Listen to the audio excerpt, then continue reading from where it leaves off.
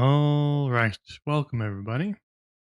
Welcome back to some more Gaunt School. It's time for some D&D. I'm excited.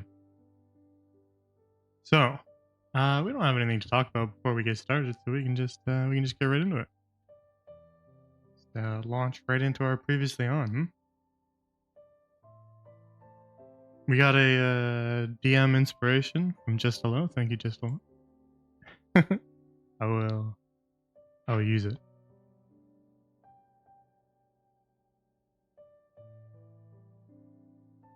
All right. So, previously on Gaunt School, the party, after escaping from a prison caravan and getting roped into a heist with a girl named Camille, the party now are in the first phase of the heist, which is the scouting phase, in which they need to not only survey the city and get a lay of the land and look out for any potential allies, but also they need to scout the bank itself.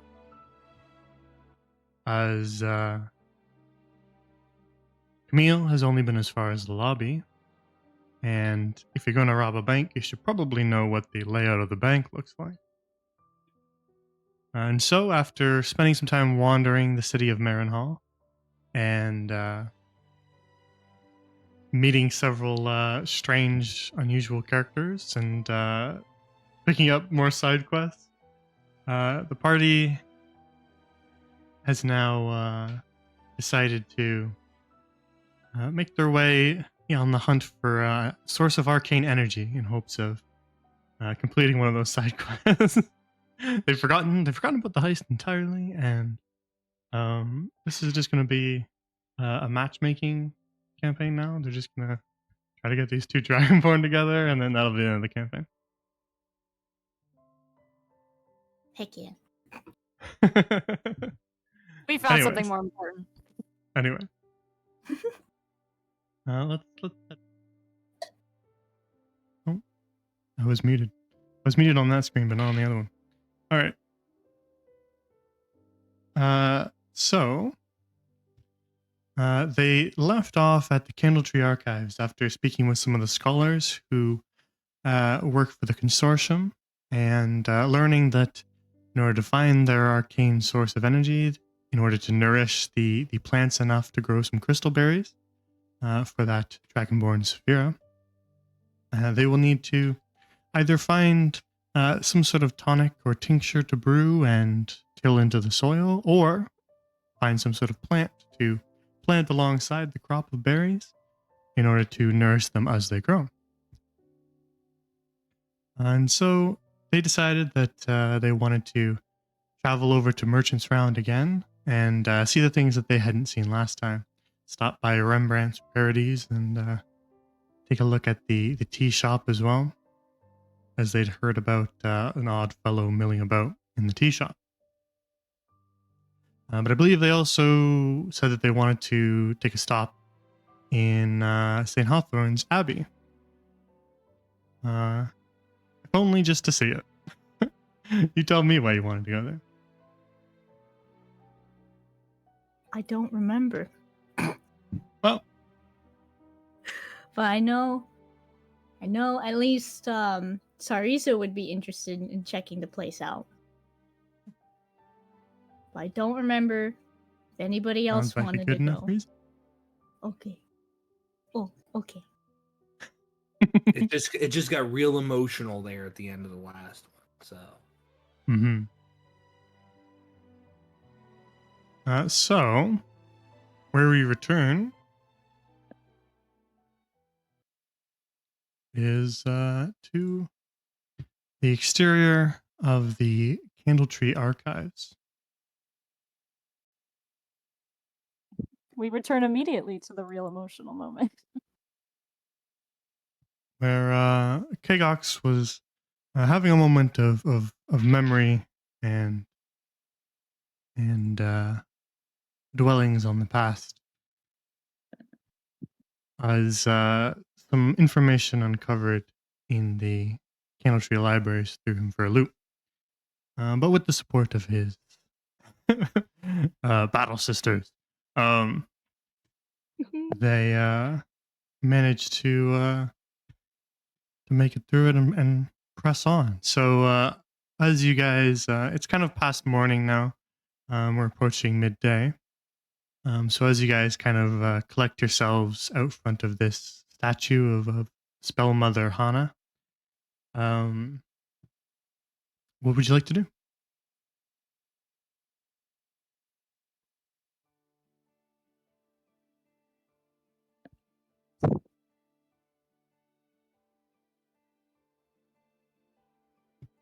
Can we all give Kagox a hug? Yeah, group hug. Group hug. I vote group hug. It probably looks a little silly because of, Yeah. you know, we're probably much smaller, but I feel like, yeah, group hug. That just means there's more of him to hug. That's all that is. Exactly. Yeah, that's so cute. Group hug time. Group Hug. hug time. Hug. Where's the hug emote? Slash hug. Slash hug. Oh, it's an unrecognized command. Whoops. Oh, how can you have an unrecognized command? Kagox, you know, obviously more relaxed with the understanding of what homesickness is, and the support of those around him that he has grown to care for over these last couple days, just days. His resolve feels a bit more steeled and ready. There's still that uncertainty of where he is and why he's here, but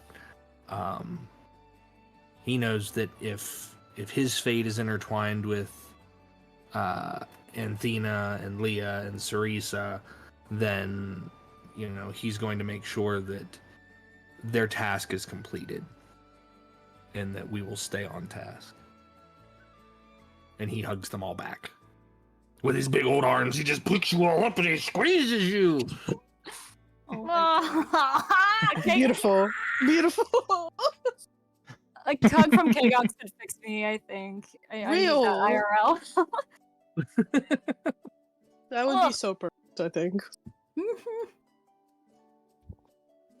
It's just like a big scoop and everybody just fits within his arms and he just hugs you tight and then he sets you back down because he knows that you're all much smaller than he is. And he just sets you down. Gently. Gently.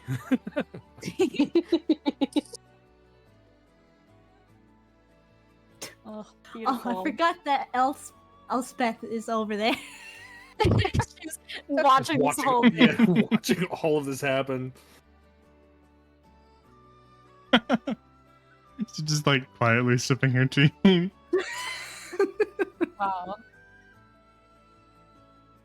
I mean, I don't want to be the one to end the beautiful moment, but, you know. Do we have any We- more business here? We do have a task ahead of us. We We do.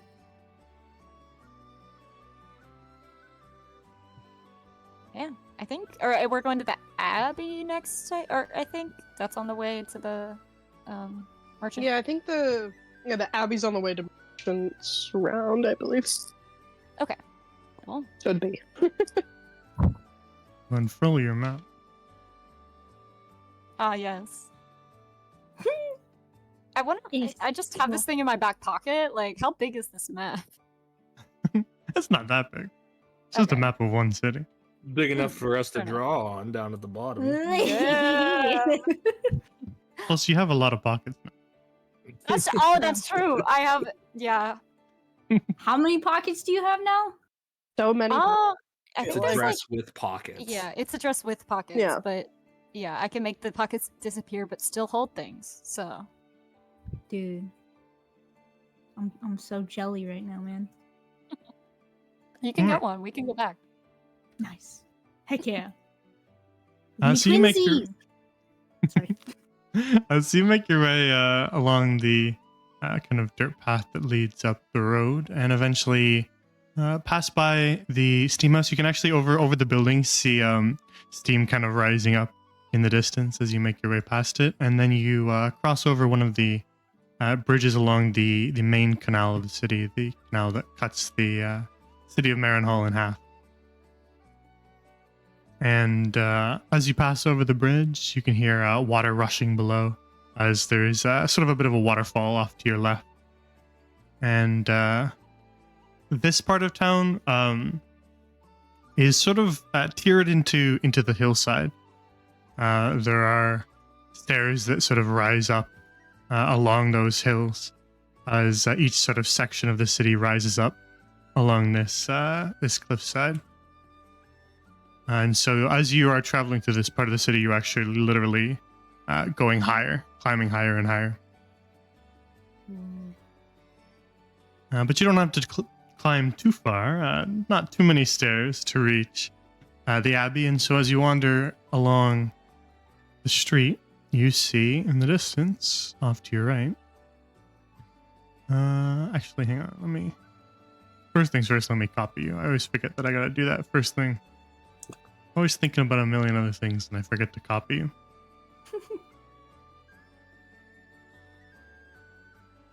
The other thing that always happens to me is I add maps and then all the maps kind of shift over in the viewer.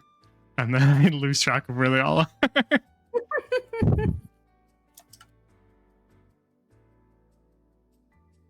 How many maps do you have, Gran? We don't need to have that discussion. Do you mean in this campaign or total? Total. Tell us. Tell us your total. Total. I can pull it up right now. Keep in mind that this will be a diminished number though, because I've deleted thousands of maps. Thousands? Yeah, there was a cap on the total that you could have, and so I had to delete some. Currently, we How many have times have you hit that cap? like 3 or 4 different times. Jesus. We have 1,419 maps right now. Total. God, that's so Wow. many maps. Gaunt's Gold has 67. Oh my god. Woof. Anyways, so as you walk along the street, you can see off to your right the church that stretches up above with a high steeple and a bell that kind of gently rings in the wind.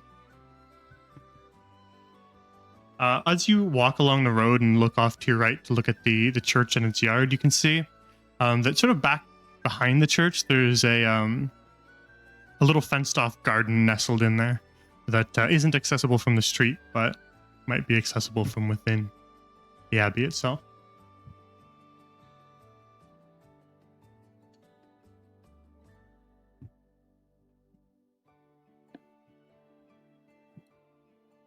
What do you do?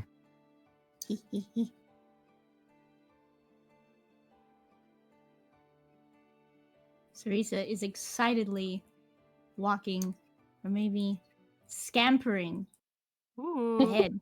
She's always scampering. Oh, I she's guess such a so. little scam. Nah.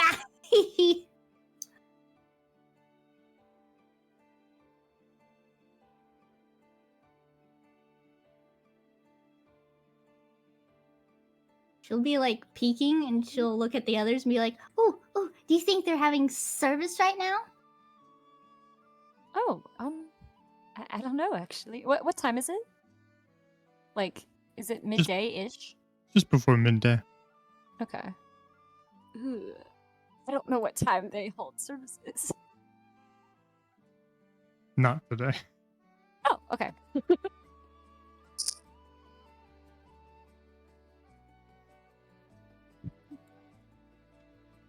Ooh, hurry up, guys. Sarisa, as you walk up the steps to the front door, it's sort of twin large wooden doors that have these kind of stained glass windows embedded into them that if you were a little taller, perhaps would let you look into the church. I'm trying to peek in on my tippy toes. Kagox picks up Sarisa and puts her like in his she can put her feet in his hands and he can just like lift her up so she can see. Ooh, thank you. And she'll peek in. What am I seeing? You see that the church is actually relatively empty. You don't see any churchgoers, parishioners, or anything like that visiting or sitting in the pews. Instead, you see kind of a long, empty hall with rows of pews and a large statue at the end. But you only actually see around 3 people milling about in the church. 2 of them seem to be talking on the far side. One of them just kind of tidying things up. All right. Doesn't look like there's any service today. Only a few folk are in there right now. And she'll step down from from Kcox's hands. She's like, "Ooh, do you think we could all, or you guys want to go inside? Huh? Yes, I'd love to go inside. It looks really beautiful. I'd love to see the inside. Perfect. Maybe I can convert you all into followers of Fortuna." Oh, no. Let's you know, I don't know if we could say that quite yet, but I'm not hearing a no. Hee hee hee. And she's gonna open the doors. Very well. They're not locked, so you just walk your way inside.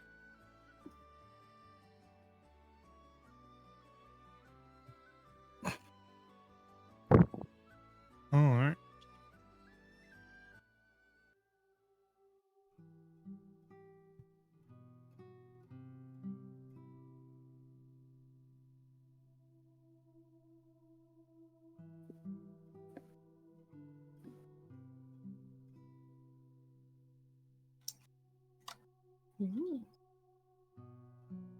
So the church is a long hall that has these towering vaulted ceilings, and the windows on both sides are kind of high up on the building itself and cascade in light through these stained glass windows that are in all sorts of patterns.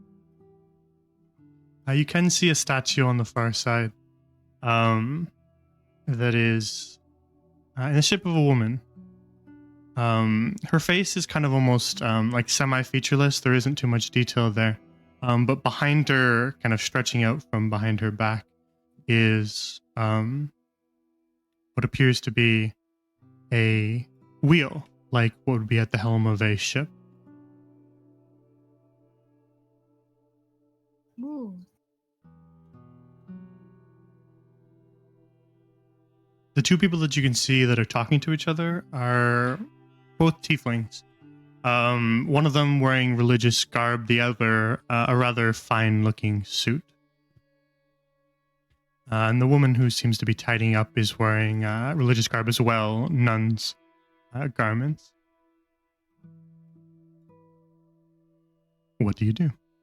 None of them have seemed to have paid any attention to your entrance. that's good, I guess. I don't want to interrupt anything. So the statue, is it the same as that one statue we saw when we were first coming here? Like that lonely little statue by the river? No, it's not. That one had kelp for hair. This one has its hair tied up into kind of a neat bun. And though its face, when I say featureless, I don't mean that there's no eyes and mouth. I just mean that it doesn't really like have anything strong about it. It's just sort of a woman's face. Nothing that seems to kind of stand out. No scars or strange facial features. It's not an elven woman or an orcish woman or anything like that. The most significant thing about the statue is this giant sort of ship's helm wheel that stretches out from behind her back.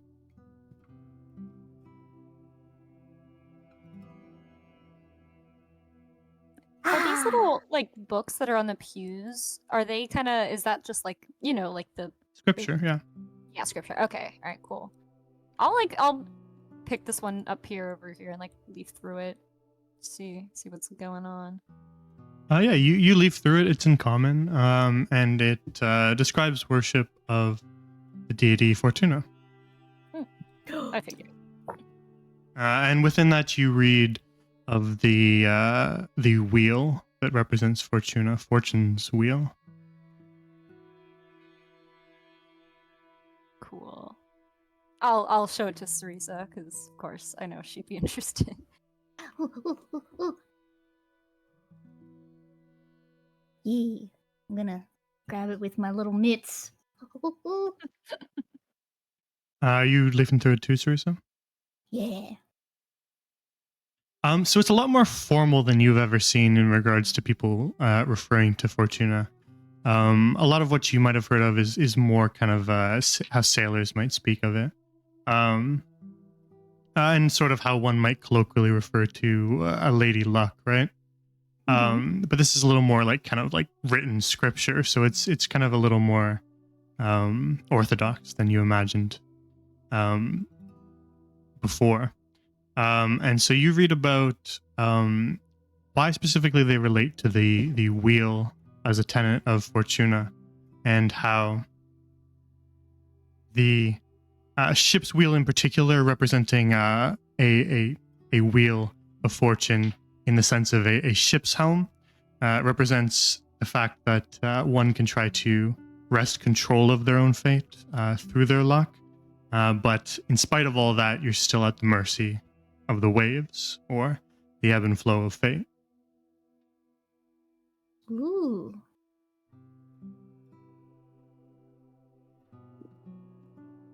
So wait, that's not for Tuna, is it?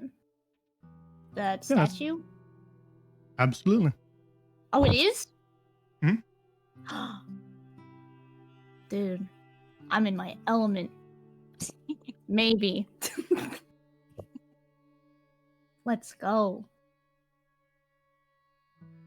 Dude, Sarius is like almost like vibrating. She's so excited. But trying to keep it cool. They're in a church. Mhm.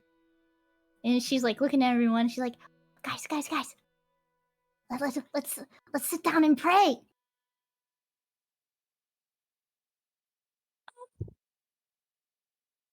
Okay. Yeah, we could do that. Would you want to maybe talk to the people that are up there? They seem to be a part of the church. They might have, I don't know, something interesting to say. And I guess we should ask permission first. I don't know. I guess they'd be fine. Fine. We can talk with people, and then we pray, and then I convert you all to be followers of Fortuna. Let's not get ahead of ourselves. Yeah, it'll be great. I don't doubt it. I mean, honestly, dude, I think the philosophy is really interesting. This idea of fate and luck. I think that's really neat. I've just never really been a religious person. Oh, but- it's fine. Come on, let's go talk to people now, and then we pray, and then I convert you guys. Come on. And they will kind of like look over at Leah and Kagox, but we'll follow. Would you like Egox to kind talk of about- leans over to Leah. What is the purpose of this place? Well, I've never been in here before, but this is a place where people come to worship Fortuna, and I don't really know exactly what goes on in here, but it's considered a holy ground, I suppose you could say that.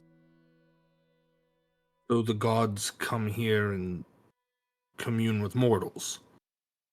Um, I don't know if that happens. I think people just come here and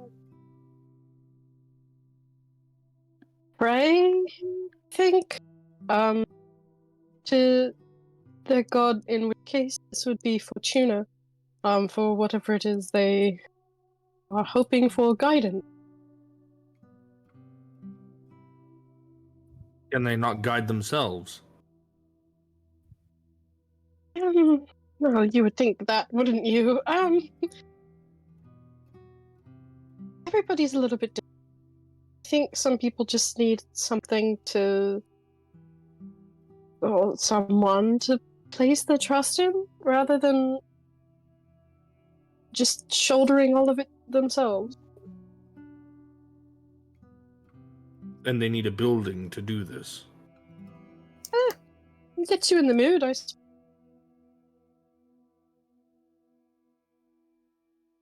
The concept of organized religion goes completely over Kagox's tall head. Leah just pats like Chaos, like where she can reach, and she's like, "It's okay, Chaos. I don't particularly like being in here either."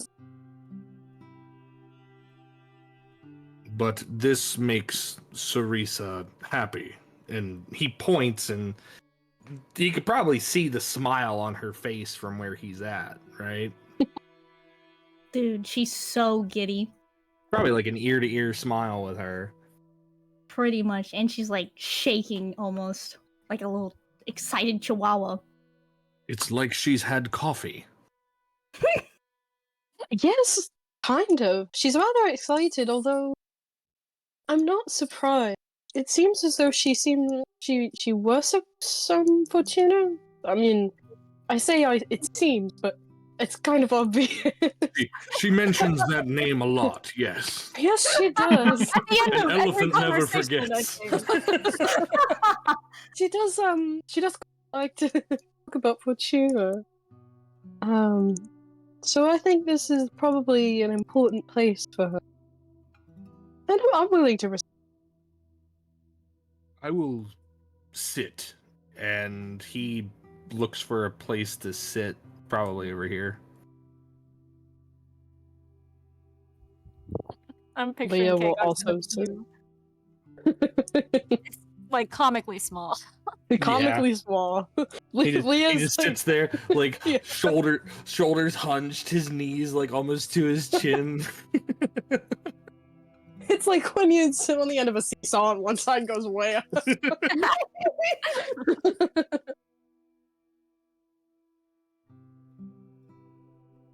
All right. So yeah, you two sit down, and over here, Anthena, Sarisa, what are you guys doing? I will say Oh. these two are talking to each other.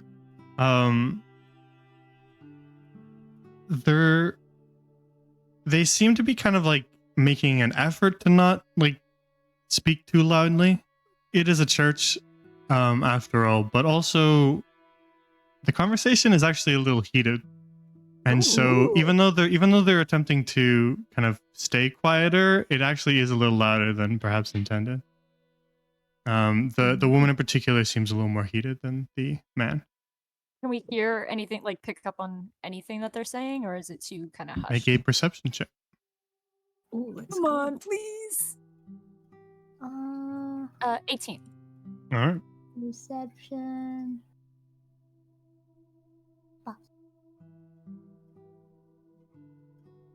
Ooh, Oh, I forgot to look at cast that. guidance. Beans.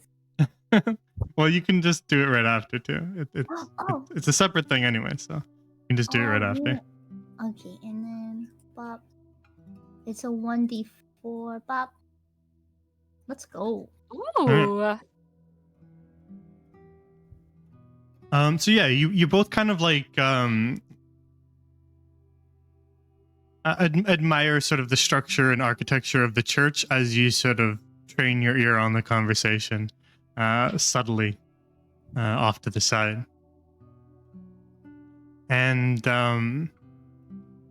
the conversation again heated more on her end than his end. He seems kind of a little more calm and is sort of diffusing things.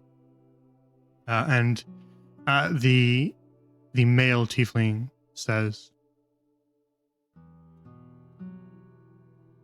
"Now I've told you before, and I will tell you again if you need a reminder, payments must be made, or I shall have to foreclose on behalf of my client. Again, It is not anything personal. Do not wish any ill on you. This is simply the way of the world.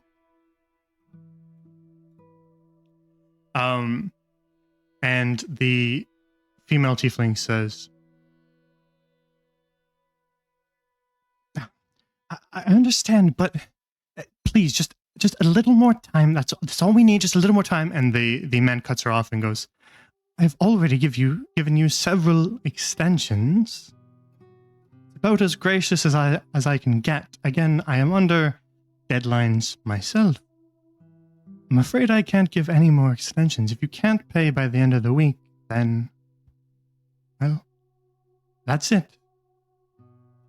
Need I remind you of your particular situation, Miss Charity? She goes quiet, and then actually you see her eyes flick over towards you guys. And then she actually kind of like grabs his shoulder and pulls him aside so that they can whisper. We got caught. Oh.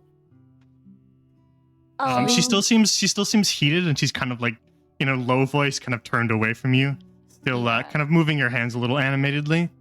And then as you guys kind of watch, the male tiefling just goes, again, Miss Charity, I do apologize. He's just kind of not really making any attempt to be quiet anymore. But all I can give you is till the end of the week. That's the end of the story, I'm afraid.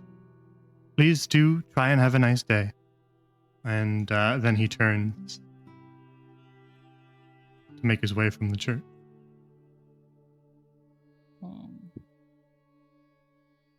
You said he's just wearing like a suit, right? Yeah, a rather fine looking suit. Not a uniform. Just a suit. But it doesn't have any like identifying like, I don't know, emblem or like badge or something on it, right? Not particularly, no. They look like kind of fine vestments, but not the sort of like pomp and frivolous spending that you might see on like a nobleman. Okay, cool. So like well tailored and finely made, but not extravagant. And he exits the church, and the door is closed behind him. Upon which you see the female tiefling just kind of like flop down onto the stool next to the organ and just sort of stare at the ground. I'll kind of whisper to Sarisa. I'll be like, I think I might go talk to that woman over there and just see what's going on. I don't know. You're welcome to come with me, or if you want to talk to the other woman over here, I think they might both have something interesting to say about the church, maybe? Sarisa Inky. She'll look at her and be like, No, I'm coming with you. Alright. And I'll approach the woman. I don't want to message her because that feels really scary to just all of a sudden somebody behind you and you just hear a voice in your head. So, yeah. We'll walk up to her. Again, as I said, she was staring at the ground. Okay. But as you do approach, she looks up at you and just, you see there's like a sort of a half second where she sort of forces herself to compose her face, and then she stands up and smiles and greets you warmly and says, welcome to St. Hawthorne's. Can I help you?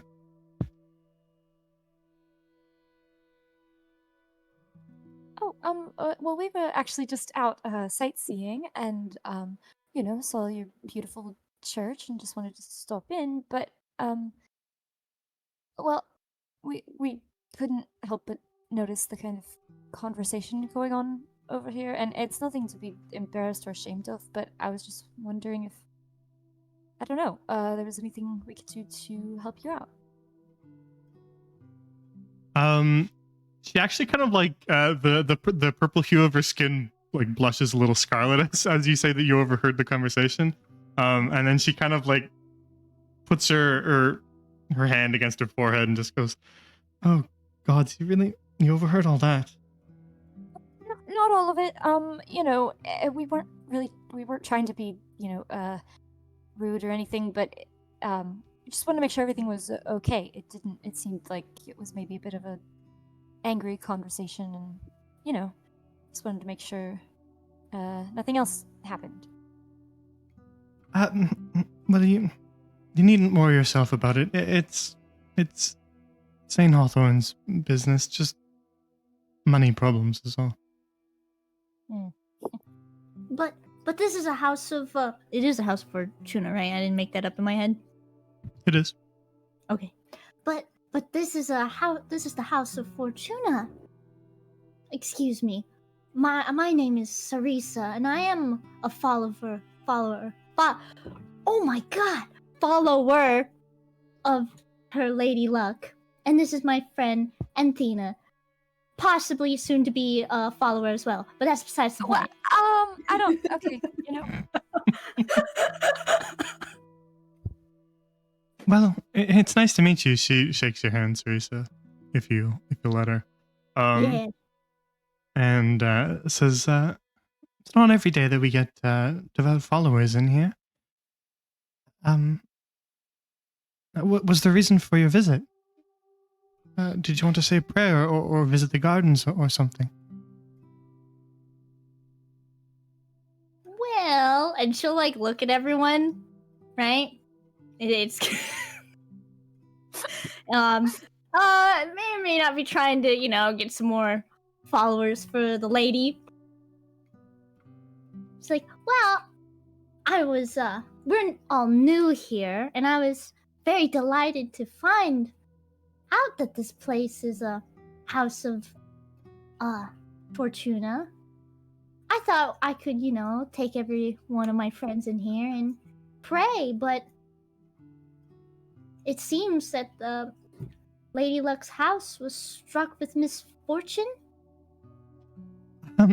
Yes. Well, your friends are welcome. All are welcome in the House of Fortuna. But all right, we've perhaps been hit by a load of bad luck. Ooh. She'll glance at Anthena and look at Sister Charity, saying, "Well, like my friend here said, we're willing to help if there's anything we can do." Did that? Oh, sorry. No, go ahead. Well, we didn't mean to, eavesdrop, but we heard that this place may be, is the word foreclosed? Right? Yes, foreclosed. Yes. It's a complicated situation. Perhaps you'd rather speak about it in the gardens. Oh, of course. We should get our friends then, Anthena? Yeah. I can go grab them. Or you know what? Actually, and oh wait, how far away are you guys? This is more for a bit, so I don't want to cheat it. But you can stretch a little bit if it's for a bit. okay, it's not really for a bit. I'm just gonna message them and be like, For the bit. yeah, it's easier than walking over there. I'll just message you guys like, hey, this lady wants to talk to us in private. I don't know, something's going down. Something ominous like that.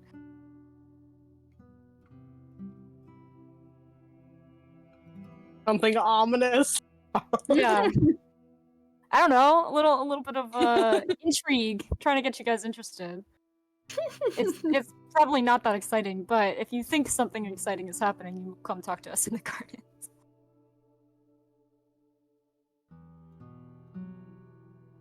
And then I'll turn back to Teresa like, I let them know where we're going, but I don't know if they'll want to join or not. Okay.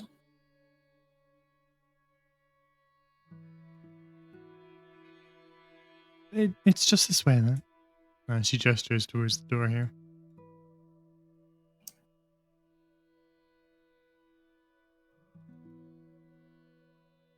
So you guys stay put. It doesn't seem like something Kegox would pull himself into. Um. Oh. Would he believe that Anthena and Sarisa might need like protecting? Because if that's the case, he would go. But No, I otherwise, wouldn't. I wouldn't have like said it like that. I was just nah. Well, new message. It's actually not that serious. We're just gonna go talk about, I think, money troubles. So if you're not interested, that's okay. Dude, it's so serious. What do you mean? It's life or death, bro. It's important to these people. Bro. Important to me for city lore, but Yeah. City lore. Leah is. Use what? I will say that Leah's sitting this. You kind of drop out on the end of sentences sometimes. Maybe it's mic sensitivity or something, but It definitely is. I was just gonna say Leah's gonna sit this one out. just speak very loud all the way until the end of your sentence. Just shout the period too. I'll just get louder and louder as I start speaking. There you Hey go. guys, all right, I'm finishing my sentence. yeah, there we go. perfect. Didn't do it. Exactly like that. All right. So Sarisa and Anthony, you guys follow Sister Charity out the door and into the gardens.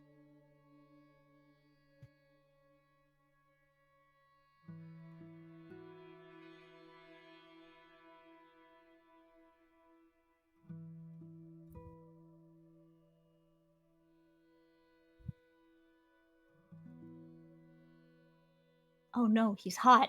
I was just about to say that. Hello, father. Whoa, this is such a Whoa. flea bag. Oh my god, it's so Fleabag. My love for you will never pass. I want to fuck a priest. Oh my- Catholic, yes. Catholic, hot one. Looks good enough. Yes. Anyways, Anthena's momentarily caught off guard. is that the new tagline for this episode? I'm gonna fuck a priest. I'm gonna fuck a priest. Holy moly! Wow. Okay. All right. We must stay focused, brothers. can you We zoom must in, stay focused. anyway, Can we get a zoom on that one? no, you maybe later. Let's go. You walk out into the gardens where you can see there's sort of a metal table set up outside for people to sit and enjoy the garden premises. And at that table is a priest also wearing the cloth. He doesn't look at you guys as you approach, even though the door does sort of make a noise. He doesn't look at you guys as you enter. I'm gonna lean over to Cerisa and just whisper, and I'll be like, "If this is what your religion has to offer, then I might have to reconsider joining, honestly, because." Oh damn. Willing to convert for a hot. So Um, we're just gonna look For at hot us like, priests in your area, come to Marenhall. Hot priests in your area want to Area. convert you. Click now. To convert you, click now.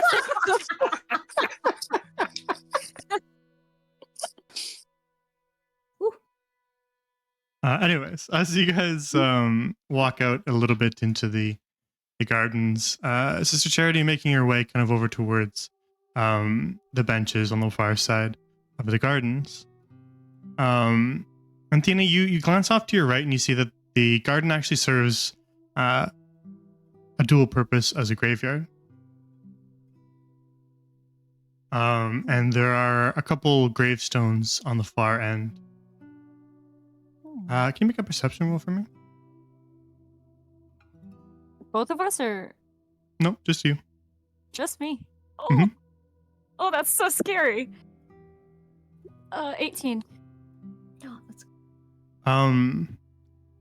As you are kind of whispering with Cerisa and following Sister Charity along, you just kind of glance at the gardens to take them in, looking at the flowers and the trees gently swaying in the breeze, and then your eyes sort of across the gravestones.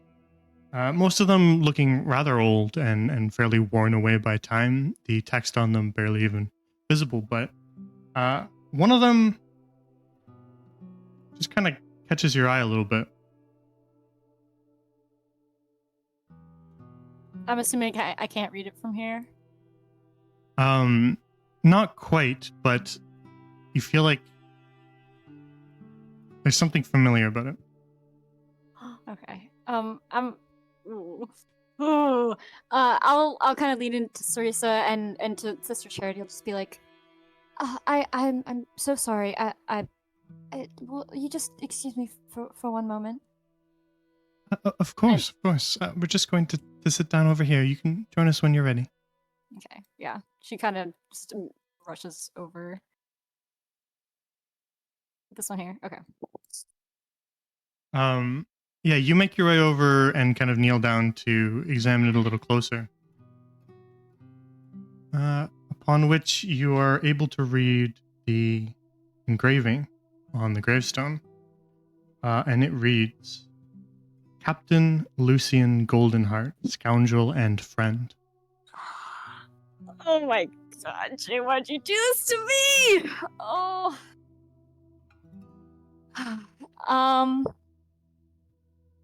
I think, you know, because Therese isn't right next to her, I think you might hear just like a loud, mix of like a kind of a cry and a gasp from Anthena, which she kind of like but immediately like covers up with her mouth. And if you're looking over at her, you see her just kind of fall to her knees and just start weeping. Would it be loud enough for us over here to hear it? She's trying to not be loud, but you would see her like crouch down, I think. But yeah, she's kind of got like her hand over her mouth.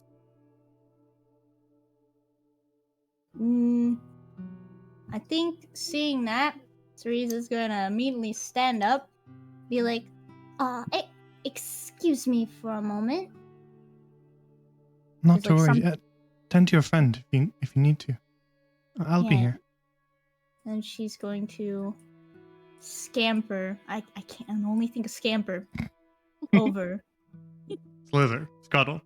Scuttle. Yeah, there we go. Scuttle. Oh! She's going to, as she gets closer, can she like start hearing you like crying? I would assume so, yeah. Yeah. And she's like, oh no, this isn't good. And she'll start approaching slowly.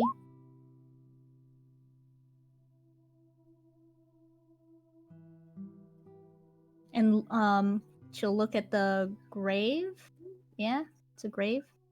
What did it say again? It reads, Captain Lucian Goldenheart, scoundrel and friend. That's not somebody Cereza would know, right? No? No. Nope. But it seems like it's somebody that Anthino knows. It's Ooh. true. So Cereza will kneel beside her. She's like, oh no, what do I do in a situation like this? And she'll slowly place her hand on Anthena's hair and pet her, trying to comfort her in any way. She'll kind of like, she's kind of got like her head in her hands and is like kind of curled up, just, you know, weeping, but she'll kind of stick her hand out and like squeeze your hand if you'll let her. Yeah. And I think I don't know, she keeps trying to like speak and explain, but it's just not coming out. And so, yeah, I think eventually she can, you know, after a few moments, she kind of composes herself, and you know, just tries to sit up a little bit. And is there anything on the gravestone that says like a date or like a cause of death or like anything about that, or is it just what you read off? Oh, okay. The inscription is that simple. Okay. Yeah, so I think she'll look at it for another moment. And you've kind of never seen her be this still, I guess. She's kind of somebody that's always just, chipper and, trying to be excited about things, but like this is just taken something out of her. And she'll kind of look up at you and she'll just, and there's kind of tears still falling down her face. Very quietly, she's just like, I knew him. I used to know him, and I haven't seen him in a while, and I just thought that he was. And she like can't finish anything she's saying, and she just kind of places her hand back on the tombstone and just continues to cry a little bit. Teresa will hold. Are they still holding hands? Yeah. Yeah, so she'll like gently rub her thumb along her hand and take her other hand and pet her back. Aww. Just letting her cry. And she'll be like, shh, it's okay, just let it out.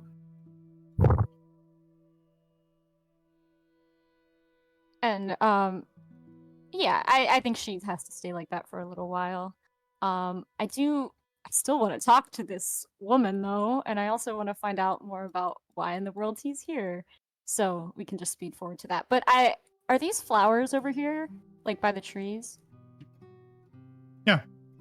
Okay. Yeah, alright. there's sort of like a natural flower garden here that hasn't been like planted into rows or anything like that. It's just sort of Mhm. allowed to grow. Okay. I will. I don't want to ruin their garden or anything, but I'll look for some flowers that maybe have fallen off their stem, or Sure. something like that, and I'll kind of make a little and just kind of lay it at the foot of the tombstone. And after a while, Anthena will kind of stand up, and she's still a little bit shaky, but she'll kind of, lock arms with Teresa, and she'll be like, we should probably still talk to Sister Charity. Teresa will look at you concerned and be like, are you sure? We can take as much time as you need.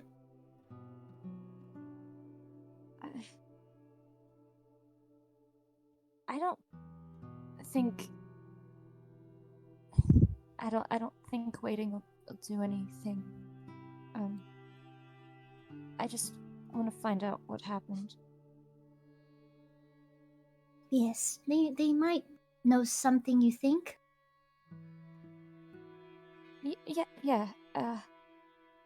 Yeah. We should go ask. And I mean, I still want to hear about what's going wrong. I mean, maybe we could help save this place. Yeah, but just take it easy, okay? And you're not alone. I'm here, and I know Kgox and Leah aren't here right now, but well, you've got your battle sisters and battle brother here, okay? She kind of like smiles and chuckles at that and nods, and again kind of like links arms with you, and if you want to, we'll head in the direction of Sister Charity. Yeah.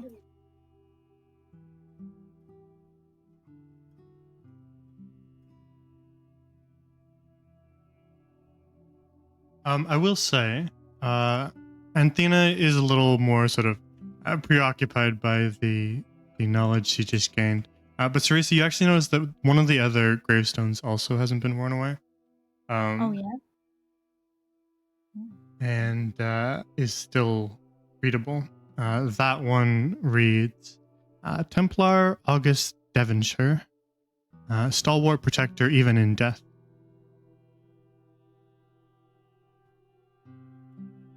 Do I recognize that? No, you don't, I but you don't? can read it. Oh, okay. Recent. Okay. August. That's gotta be important. Dude, it's gotta be. He wouldn't have pointed it out if it wasn't important. Exactly. Write it down. Write it down. Write that down. Write that down. Write that down. But yeah, Cerisa will read it. Right? She doesn't recognize it, obviously, but she'll maybe make a mental note of it. Sounds like an important. I will say that one does have a date, and it's over 100 years ago. Oh, well. Oh. I mean, it looks it's like not- the. Oh, It's Sorry. not like the gravestone is still like legible. Like it's not like crumbled or Yeah, anything. it's a well tended grave, and seems to be sort of quite kept up, but it is dated quite a long time ago. interesting.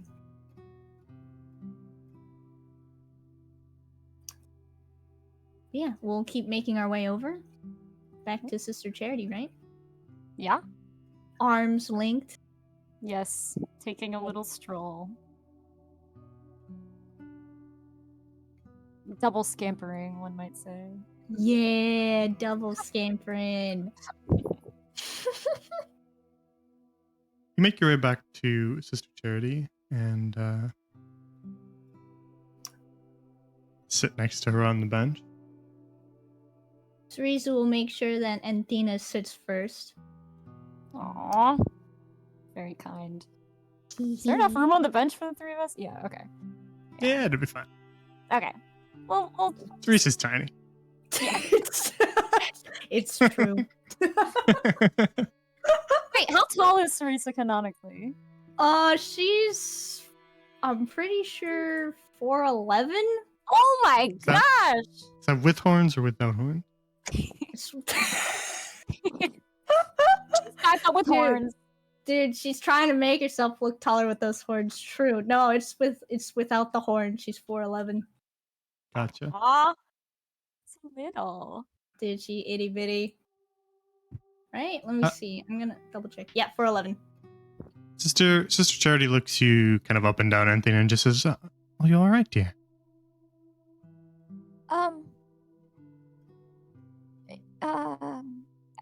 You know, I'm. We can talk about that later. We said we would, hear about your problem. So, I is there anything we can do? suppose. Very well. I can continue with my story if that's what you want. Well, I suppose I ought to start from the beginning if you want to hear the whole thing. Hmm.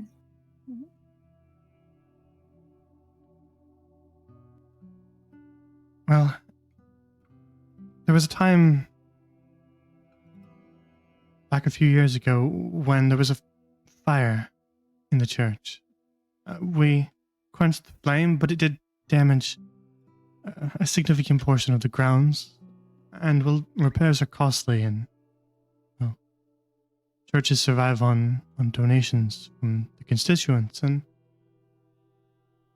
well, we were a little shy on coin, but well, true to Our Lady, fortune smiled upon us when we happened to meet a fellow who fell ill suddenly and severely. We found him on our doorstep and took him into the infirmary. It's the ward to the south. You passed by it when you went to talk to me. Mm-hmm. And well, we did everything we could for him in the infirmary, but well, we couldn't save him. But on his deathbed, he told us that he was a a follower of Fortuna as well. That was why he sought us out when he fell ill, and told us that he had amassed a small fortune in his days on the high seas.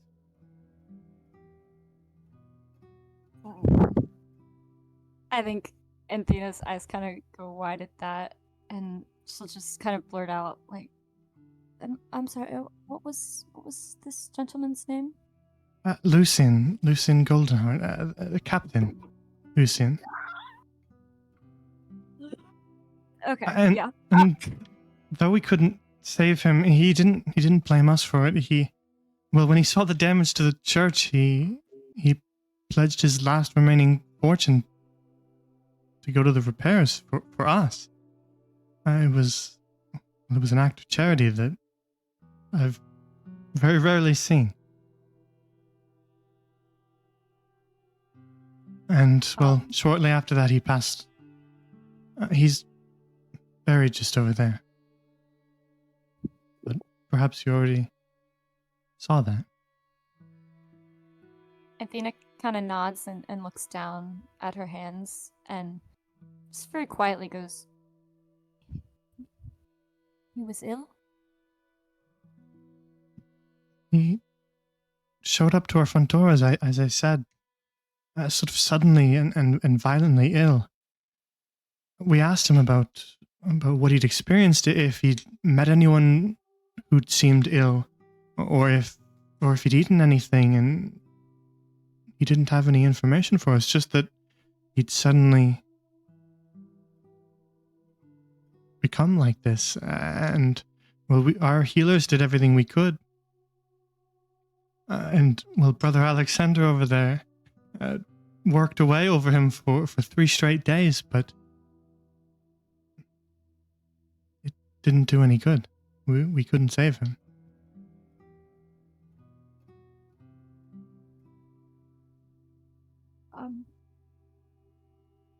Well, I do thank you for trying your best.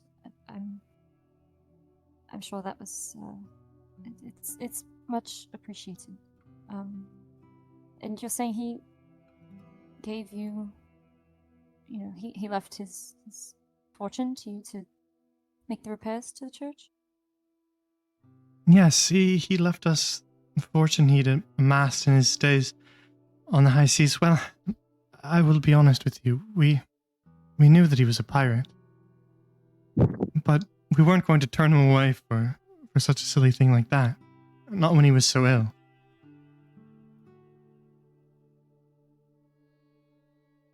And, the fortune that he gave us, all the gold went to repairing the church, and, it's in the beautiful condition that you see today. And, he saved the church itself. It would have closed down.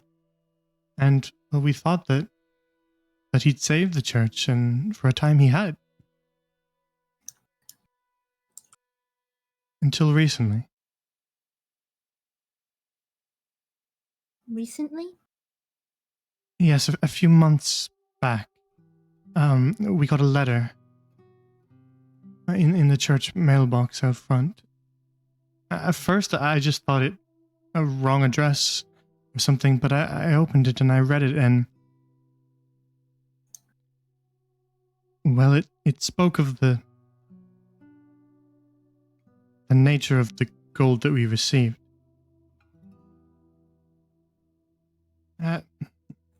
Someone clearly was aware that we'd received a donation from a very notorious and wanted pirate, and was threatening to make that information very public, you see, if we did not pay them in return for the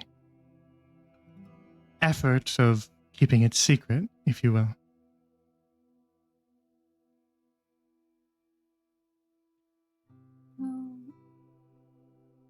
Anthena kind of balls her fist a little bit, and she's like, "Who was it? Who made you do that?" Well, I don't know. We've only ever spoken to a third-party lawyer, the man you saw before. he accepts the payments each month, and it's that simple. But we've run out of coin. The donations don't cover that amount of money. If you don't mind us asking how much. Well, we've been paying off portions of it, but we still have, well, 7,000 gold. Ooh. Ooh. A lot of gold. And we Yeah. still need to pay for supplies for the sick bay and the infirmary. We can't afford these expenses. What's the payment that's due at the end of the week that he mentioned? Well, we've been making installments. The payment due at the end of the week is 3,000 gold. Now, we could cover 1,000 of that, but I can't get 2,000 gold in a few days' time.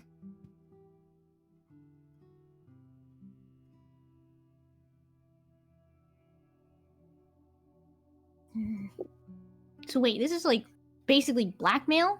Are they Yeah. getting blackmailed? Bro. Oh, yeah. Dude. Sarisa also angry. Whoever this is, they done pissed Anthony off. Dude. And I'll inform. Sarisa. Yeah. Dude. Yeah, we're gonna kick their butt.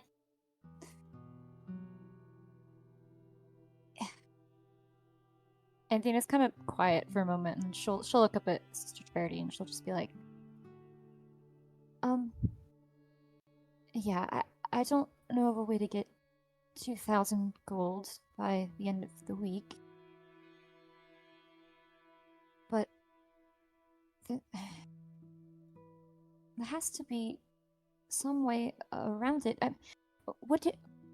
Say you stopped making the payments, and they made that information public. What do you think would happen?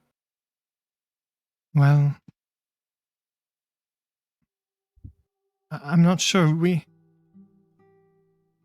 I know that some facets of the faith of Fortuna do deal in piracy. That isn't uncommon, but our church is cleaner. We don't deal in any blood gold here, except for perhaps more recently, I suppose. But well, I'm not sure. It could ruin our entire image. We are a church of healing here. And you are only doing your job. And well, what makes matters worse is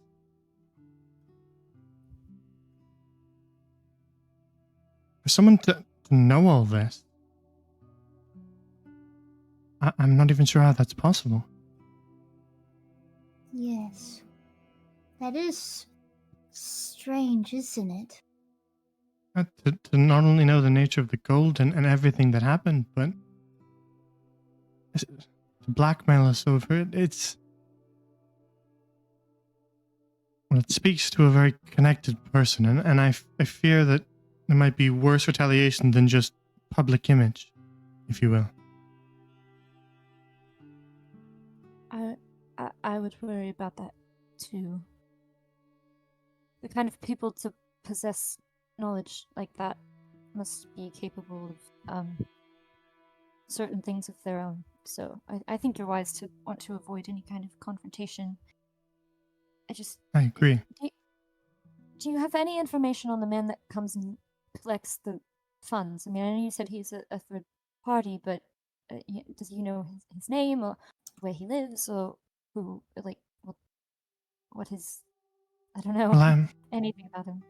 Well, I'm often busy here at the church, and I don't often leave, so I can't speak to where he lives or where he works. But he visits here every month to receive the payment and to update us on any changes or our total amount owed on our debt, and just introduces himself as Lamazia.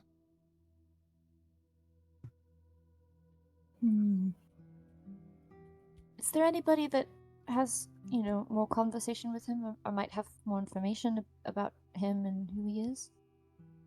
I'm afraid I don't know.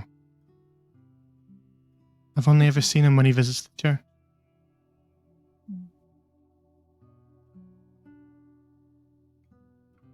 Hmm. I'm gonna kind of message Sarisa and be like, I don't think it's wise to include Sister Charity in our plan or anything, but I do wonder if we might help the church settle its debt if we do manage to get into the vault. She doesn't have to know. I don't think it's possible to get it by the end of the week. We've still got a lot to do. Hmm. That's true. Unless we really speed up our plans, I don't know if we will be able to. Hmm.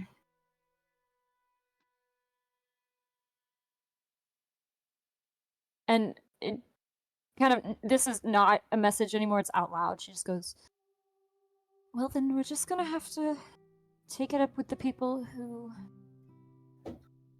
are charging the debt.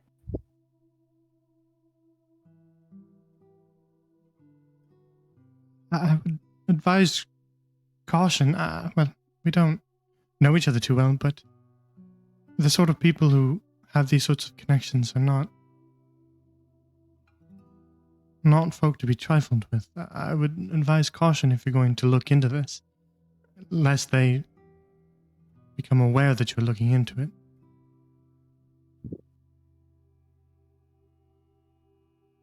Well, someone needs to show them that they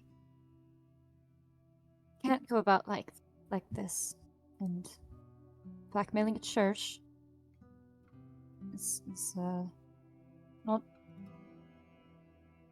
not gonna just be swept under the rug. Mm-hmm. It's and she kind of pauses for a moment. She's like, I didn't know that Lucian was such a devout follower of Fortuna. I mean, he talked about it sometimes, but not in the way that I would expect him to seek refuge at a place like this. But now that I know, and I know you all tried to help him, I want to continue that. Yes, well, I suppose it's something about the high seas that makes a sailor see romance in the turn of fortune and luck. And he was very lucky. I think Fortuna must have smiled upon him a lot. I imagine she did.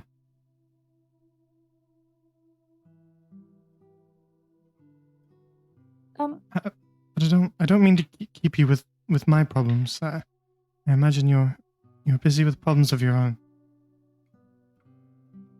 What's one more?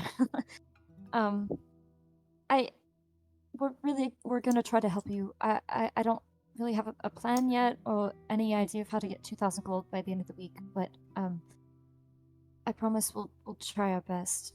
I can't promise anything more than that, though. If I could make a suggestion about perhaps where to start. I'm not particularly good at this sort of thing, but I have been thinking on it for a while.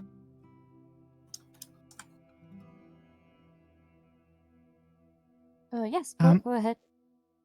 Well, seeing as that Lucian was a pirate and, well, whoever's sending the letter seemed to know about the nature of the pirate gold we were given, perhaps asking around about Lucian or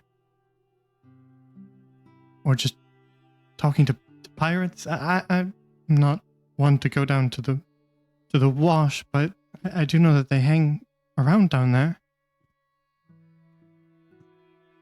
Yes, I think that's a great idea. Thank you. we'll definitely go and check that out.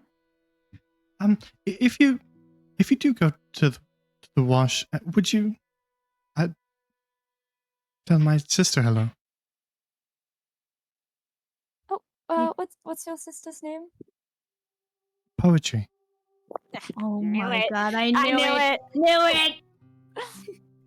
Anthena kind of chuckles. She's like, I think didn't we met a poetry. Obviously, didn't know she was your sister at the time, but yeah, we will absolutely say hello. Thank you. It's been some time since I've seen her. She stormed off one day after an argument and, well, got a new job down in the wash and hasn't been back since. Well, we will tell her that you said hello and that you'd like to speak to her again. Yes, I'd be grateful if you could. Of course. And I obviously I know this is kind of a weird question and you don't have to answer it, but do you have anything or any I don't know belongings of Lucian that he had or just I guess I'm just curious what happened and how he fell ill. She thinks for a moment and kind of like you see her furrow her brow and look down at the grass. I believe we may still have his hat. I think it's tucked away in one of the cupboards in the infirmary. If you want it. Oh, would you be okay with me taking that? I know you don't really know me, but it would mean a lot. It would seem that you knew Lucian perhaps even better than we did, so it would please me greatly if you would take it.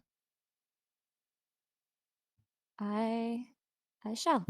Thank you. I appreciate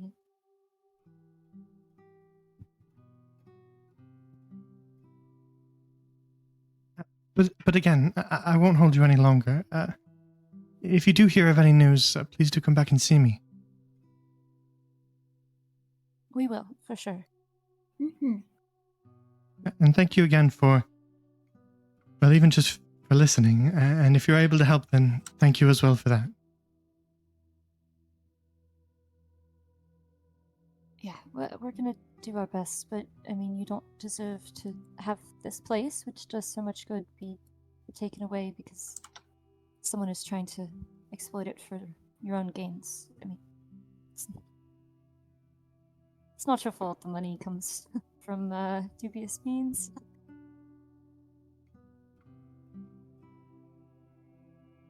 Well, again, thank you both kindly for all of it. I'll show you to the infirmary now if you want to grab the hat. Yeah. Thank you. Yeah. She stands and leads you back Anthena across the kind yard. of will follow her slowly, but she'll just take one last look at the grave and just kind of shut her eyes for a moment, and then she'll walk forward.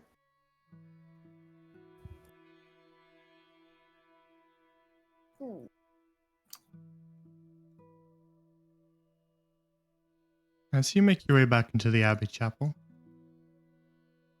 where Sister Charity leads you guys to the south, down past the nun, over towards this door here, which does have a little kind of metal plaque screwed into the wall that reads infirmary. I will say, Kikox and Leah, you guys do see this. You see them walking on through if you want to join. Oh, we've been deep in conversation. I know. I just feel bad because you guys have been sitting out there. So if you want to, No, if you want to hang out. No, it's You fine. see all this? You see all this RP in the chat? Look at this. No, it's okay. We're good. I know. I just don't want to exclude you, so I wanted to give you the option. No, I'm golden. Leah, are you golden? Are you good? Are you? Yes, I think so. We should follow the group then.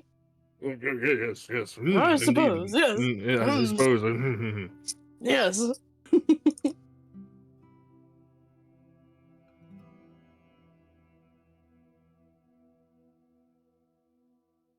We have to ensure they're not doing anything too suspicious back there. You guys won't go in with them? Yeah. Yeah. All right. Take offense Cool. to that. That's suspicious. Like, hold on, wait a minute. Yes, I promised numerous people that we will help solve their problems, but that does not mean I've completely forgotten about the main objective. It's okay. What trouble have we gotten into this time? I will say you guys probably notice Anthena's posture is she's kind of slumped over, and her character token, her cheeks are already kind of blushed, but she's kind of got redness around her eyes and is walking with her head down.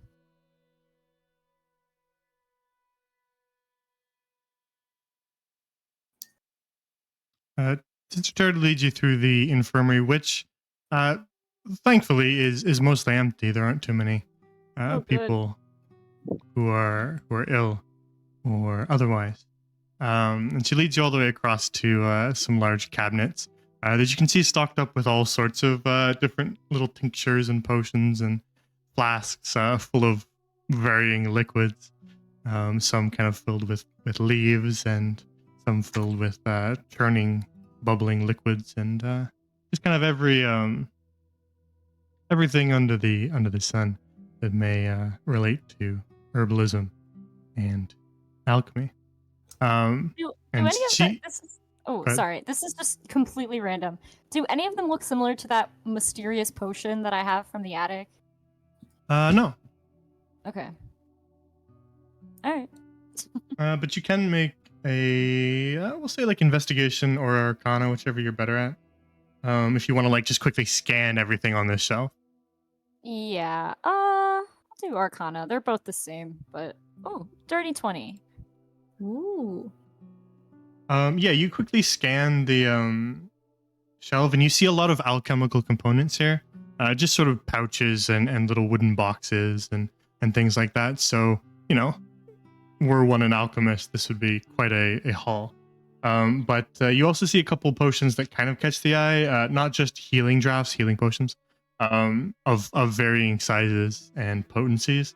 But you also see sleeping potions to help the ill get some rest at night. Okay.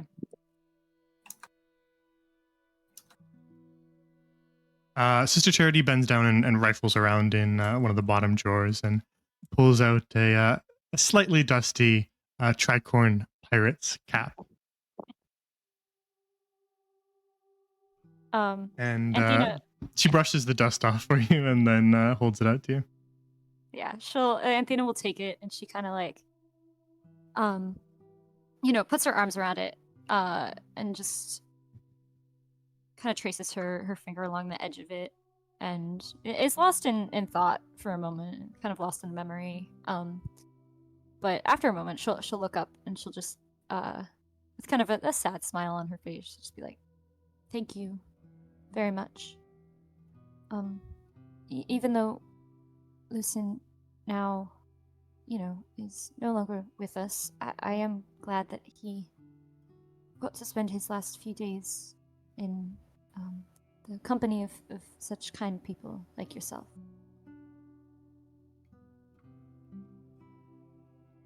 Of course, and well, he was a good friend to us, and I'm happy to see that he had friends elsewhere as well. Though it's not a surprise with how cordial he was. Even on his deathbed, he was all smiles. Yep. I don't think I ever saw him be, sad or down about anything, no matter what was going on. He always went about things getting on the bright side. So I'm happy to hear that didn't change in the end. It's the only time I ever saw him frown was, well, when he saw the damage to the church, the scorch mark.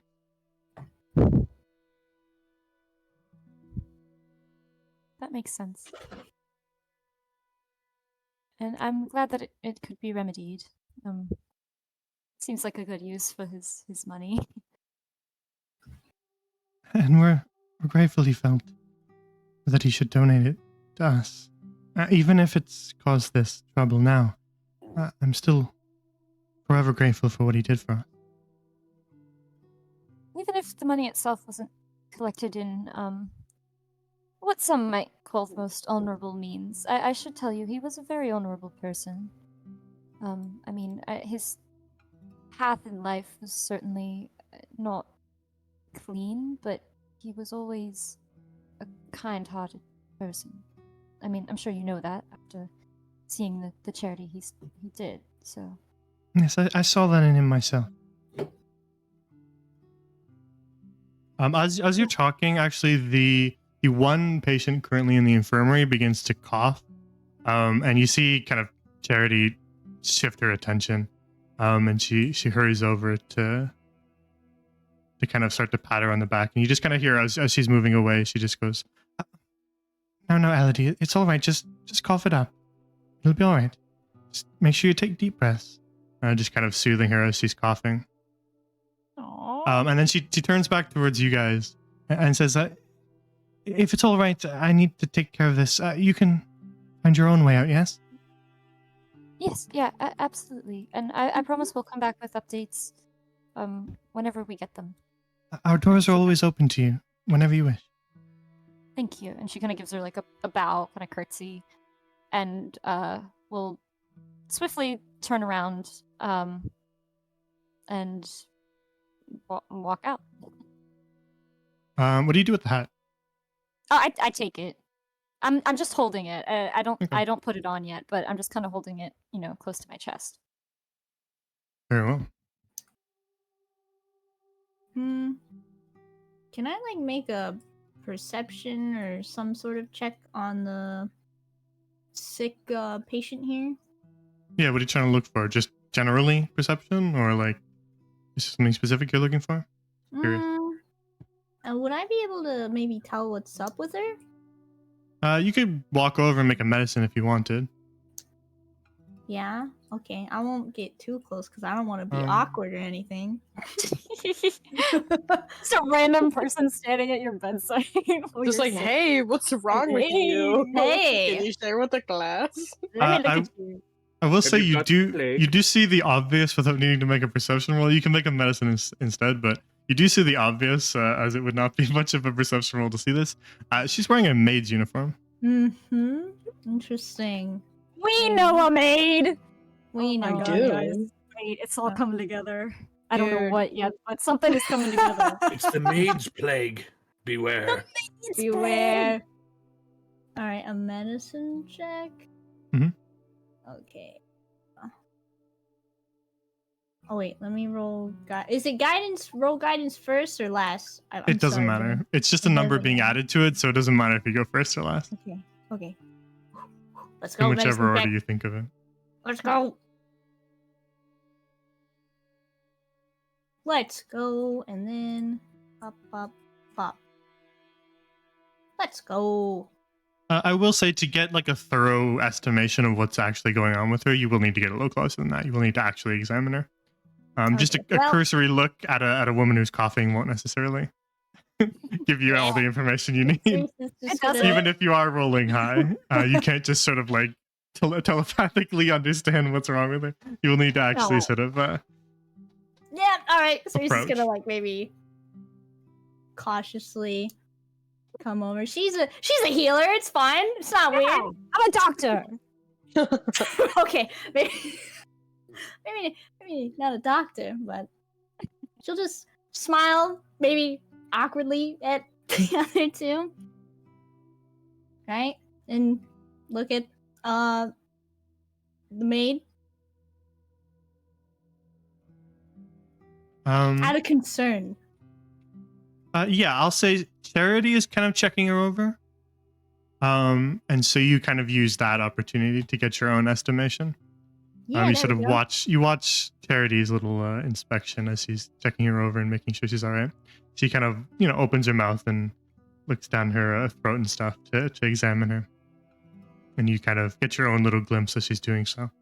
And with a roll like that, First thing you notice is that she looks a little underweight. Hmm. A little bit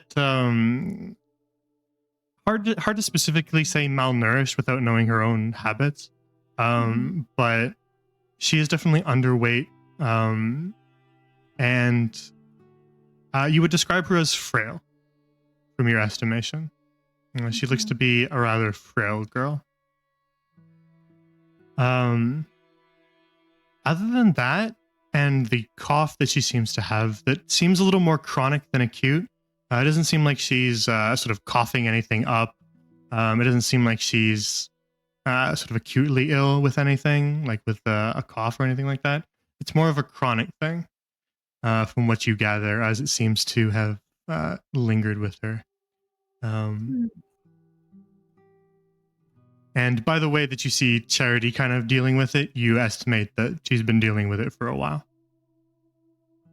About how old is she? Um, somewhere between maybe 18 and 24, hard to say. Okay.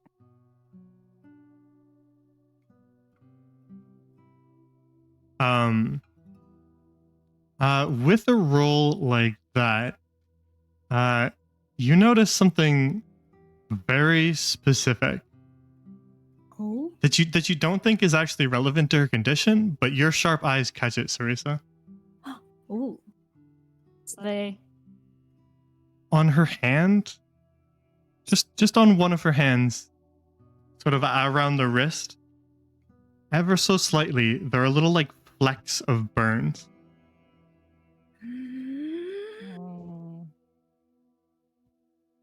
It would have completely passed by anyone else, but you, in your inspection, just happened to catch it. Yeah.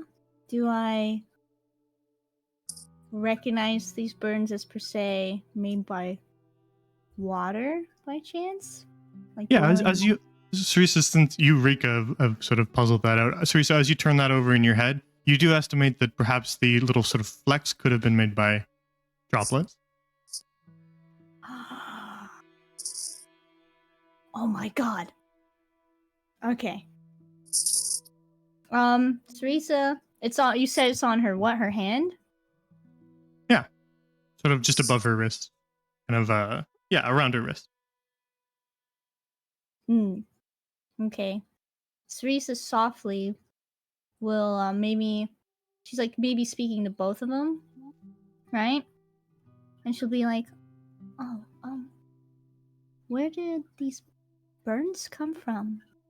They're not related, are they?" She kind of like stiffens up at that and looks at you and says, "Oh, just clumsy in the kitchen, that's all. They hardly even hurt."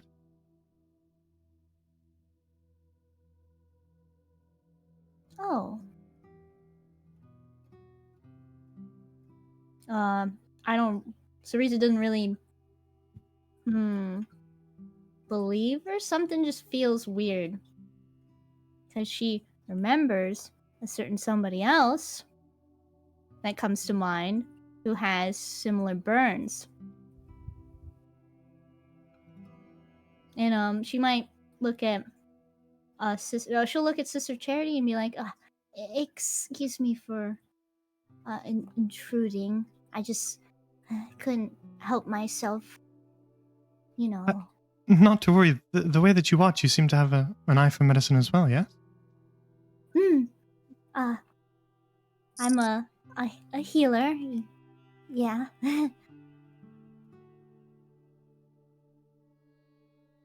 But Go ahead. Oh no, you go ahead. Well, Elodie here has been, well, sort of a lifelong visitor of our little infirmary. She visits frequently, and Elodie nods. Checkups when her condition gets to be a little too much to handle, and we make sure that she's doing all right, and when she's feeling strong enough, she can head back out there.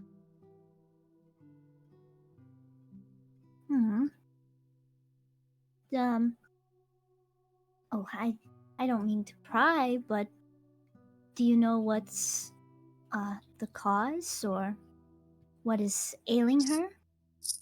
Ellie actually speaks up and says, "Well, it's just sort of been like this all my life. I was born like this, to be honest. It's just how my body is." Sorry, I didn't mean to sound insensitive or anything. No, it's no worry. I didn't think that. I'm quite used to explaining it. When you can't walk halfway across the city without having to stop and take, an hour's rest, it often is explained. So, I've explained it a couple of times over my life. She chuckles to herself.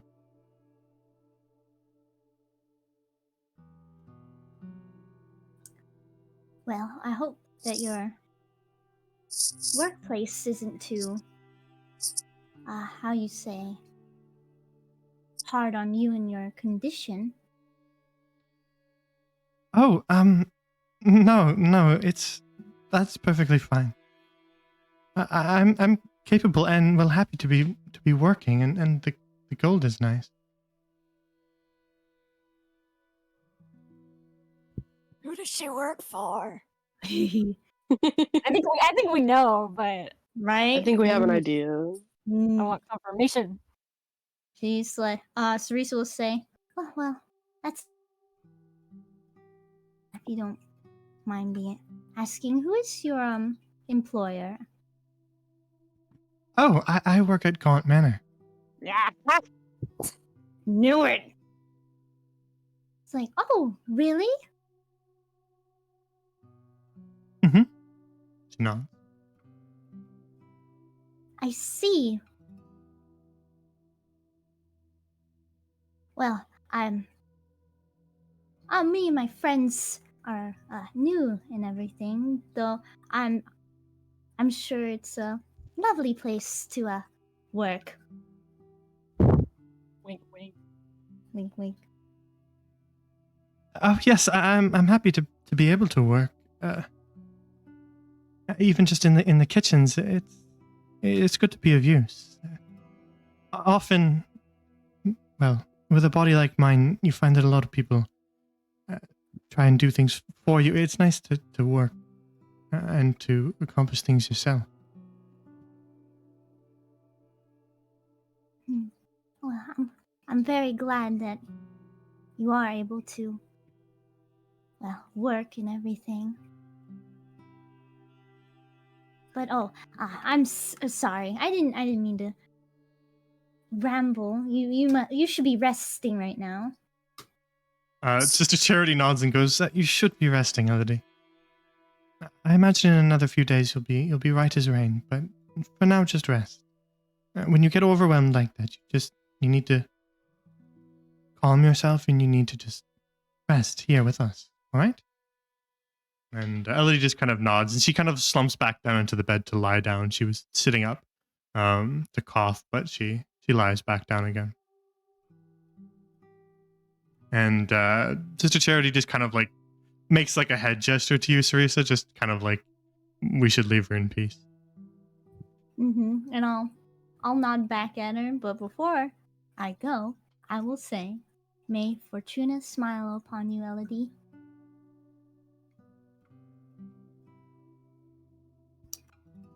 She just smiles back at you as she's kind of resting.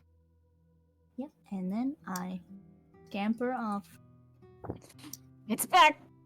Lots of scamper in this episode. The scamper's back. As you guys are kind of observing this, Kegox and Leah, can you guys make perceptions for me? Sure. Go, Spooky. go, go. Okay. And you can guidance them if you want, Sarisa. As you walk please. by. Guidance, high five. Is it perception based on scent?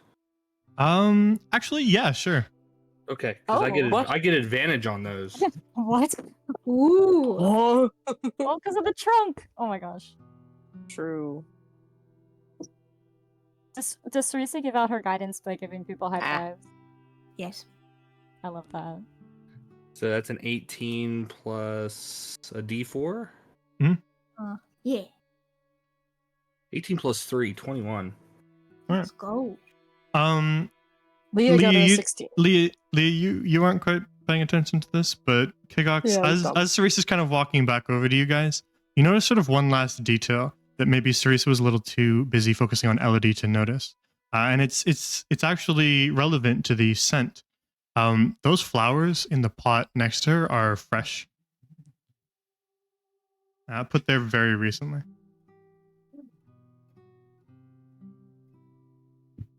Hmm.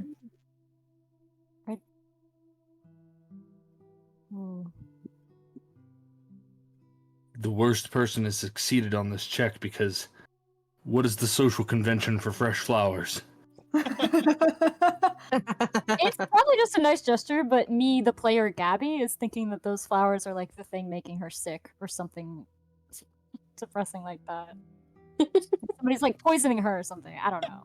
with the flower. With the Yeah, flowers. who knows? You wouldn't suspect it now, would you? Suspicious. Yeah. Somebody cares about you and brought you flowers. How bizarre. Yeah. Hmm. God damn. I mean, like, Hmm. noting that is this this is obviously the only table that has flowers, right? It is.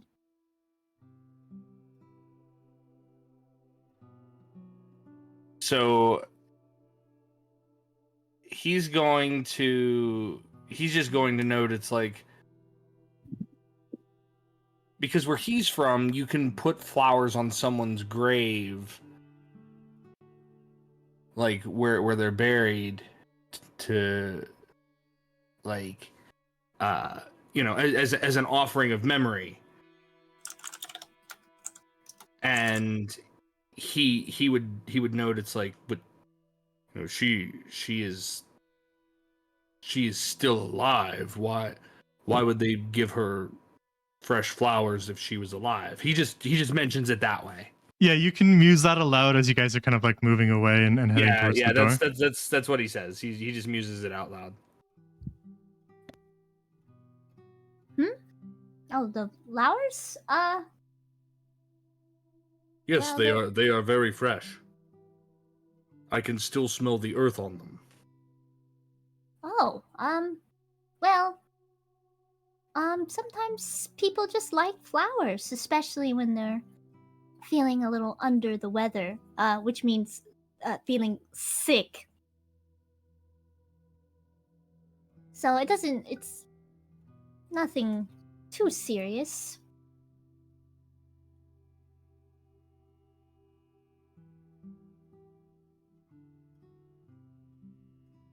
Given that Kegox doesn't know the social convention, could I make an insight at disadvantage? High Oh, five I love- guidance. High five guidance. I love five. imposing disadvantage on yourself because it's thematically appropriate. Well, I mean, he wouldn't know the Yeah. social convention. No, for it, absolutely. Yeah, no, it makes so much sense. It's a fun mechanic. Ooh. So Graham, may I? Yeah, go for it. Okay. Come on. Ooh. Well. Well, Well, that's a 4.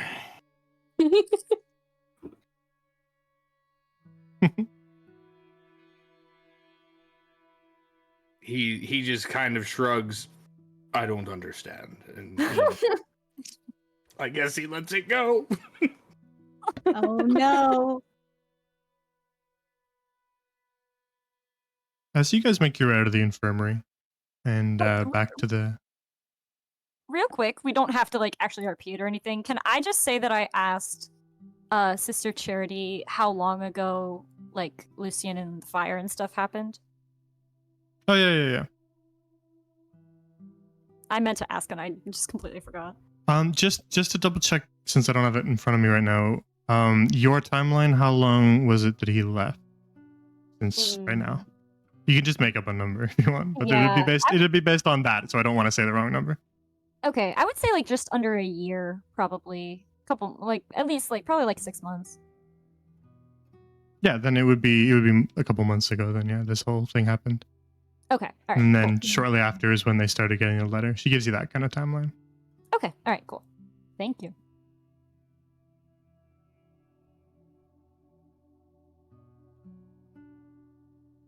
So yeah, back in the chapel proper. Where do you guys go?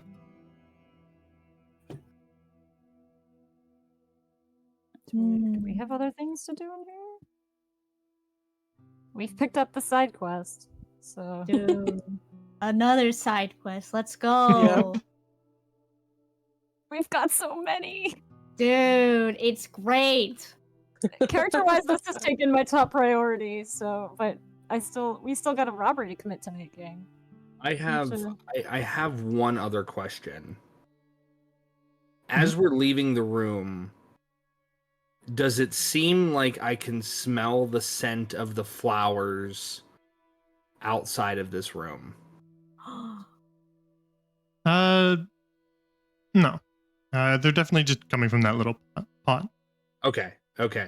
I didn't know if like I knew how recently they would have come in, or if the scent lingered like on the doorknob or anything like that, given that I have very keen smell. No, nothing like that. But yeah, there's no like trail or anything like that. Okay. No, I thought I would ask. Thank you. Yeah, no, that's fair. All right. So as you guys, make your way out? Is that what you're doing? Yeah, So, I think so. Teresa wants to look at everyone though, and she's kind of like wiggling a little bit, and she's like kicking her foot at the ground, and she's like, "Guys, before we go, can we make a quick prayer? I was just joking about converting you all, I promise." Kind of like almost immediately, Anthena just kind of like looks up at you and nods, and will just like sit in one of the pews. And she doesn't really know what to do, so she's just kind of sitting with like her eyes closed and like looking down. But she'll wait for you to lead us, I guess. Yeah, Teresa will motion Leah and Kagok to also sit down. Can we all fit in a pew? I don't... Canonically, maybe character token wise, maybe not.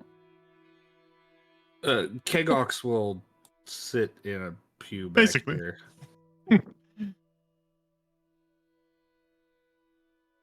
Leah looks a little uncomfortable as she sits down.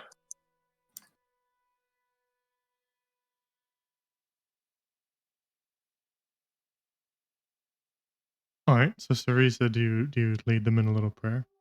Oh, dude. Our Fortuna, you wanted who art this. in heaven. You wanted this. It's true. Teresa will plop down and she's like, okay. I've never really, led a big prayer before. So, just, take your hands, and she'll, like, show them. And she'll also turn around to show Kagox as well, right? Like, she'll sit up on her knees and turn around and show Kagox, like, okay, you just go like this, right? Hold your hands like this, like, put them together. And, it doesn't have to be anything specific, but just pray for good luck in something. Because we're gonna need a lot of it. Right? And then Cerisa will sit back down, make herself comfortable. And she's like, alright guys, just it's time to pray. Personal prayers. So that I don't have to lead it. Hehe.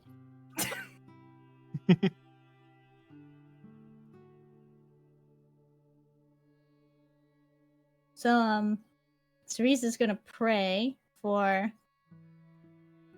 Stop, Siri. Get out of here. Get out of here. Not you. I think Cerise is gonna pray to Fortuna for good fortune for just for friends and the church, especially since Fortuna's house right here, her own house ain't doing so good, right? She's like thinking, we need some good luck, Lady Luck. This place is gonna get foreclosed, and this is your house. We can't let that happen. Very well. You can make a religion check if you want. Yeah, can I? Mhm. All right, I'm gonna Let's go. Guidance. Let's go, I'm Rika. gonna guidance high five myself. Self high five. And come on. And then Okay. guidance. That's not too bad. Nice. Yeah, let's go. 18. All right. As you kind of like lower your head to say your prayer, and then you look back up, a ray of sunlight from the window just kind of splashes across the face of the statue, sort of lighting it up. But you're not sure if maybe just a cloud moved out of the way at the right time, or if something else happened. Ooh. Hee hee. Now Cereza will smile and be like, hee hee hee. Maybe Fortuna is smiling upon me. Hee hee hee. Cause we're gonna need it. And Cereza's just gonna wait for everybody else to finish. And maybe look at Anthena to see how she's doing. She's kind of lost in a thought. She's got her eyes shut and her hands, like how you showed everybody, but she's just kind of remembering something or thinking something. I mean, she is praying, but maybe not to the right person.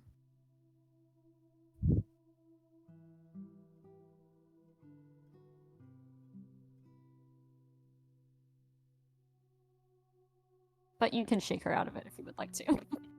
We have stuff to do. Cereza is going to give Anthena some time to just chill for a second or two. Or not a second, you know what I mean. Yeah. She Yeah. appreciates it. Yeah, because she's gonna remember what she saw in the garden, and she's gonna think to herself, and Tina needs some time right now.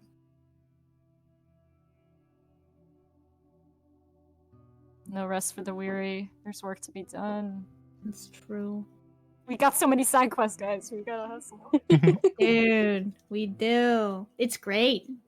How many more side quests can we get? That's the Should we pick up question. every side quest? Yeah, that's the goal. 100% Dude, completion. yeah, we're gonna 100% it. Yeah, Let's just look go. for the yellow exclamation points over the Exactly. NPCs, and we'll just gather all of them, and then Yeah, and then complete them. Yeah. So yeah, you each you say your little prayers and stand up from the pew, ready to head on your way. Kegox stays silent for a little bit longer as he sits in the pew. And he's not really saying a prayer as much as he's kind of like getting a feel for like the spirits, I guess. And he's kind of trying to reach out to like the spirits of his people, or like a spirit of protection to look after his battle sisters. Not himself, but his battle sisters. He wants to make sure that they are looked after and that they are safe. And he's not sure if this is the place to do it, but that's just kind of what he's doing.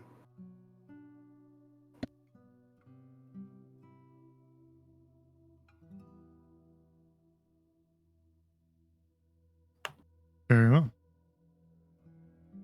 So as you each kind of gather up and make your way to the door,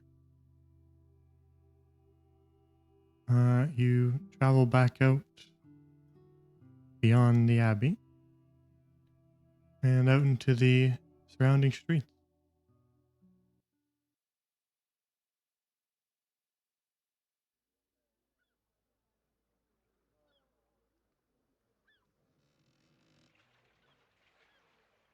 Are these houses that are along here, like across the way? Yeah, you're in a sort of residential district. Okay.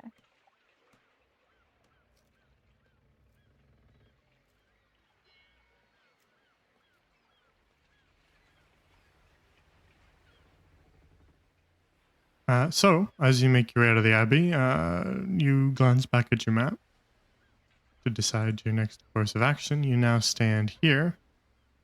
Where would you like to go next? Follow your path? Think Yeah. so. Yeah, we gotta check about that magic item, and we gotta check the tea house. Yeah. Any of the other shops that we missed when we were there at night, I think. Very well. Let's just take a little 1-minute break. I'm just gonna grab some water. So Ooh, me too. don't go too far. I'll literally be back in a minute. Let me grab some water too. BRB.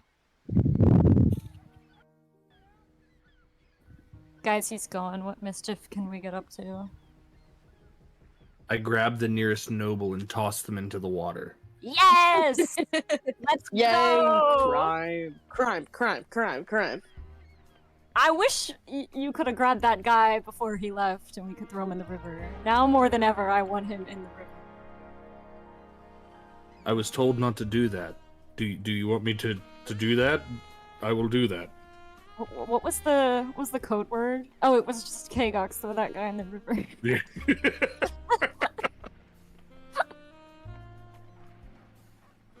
Hey, If we Gox, find him that again, guy now. that guy there.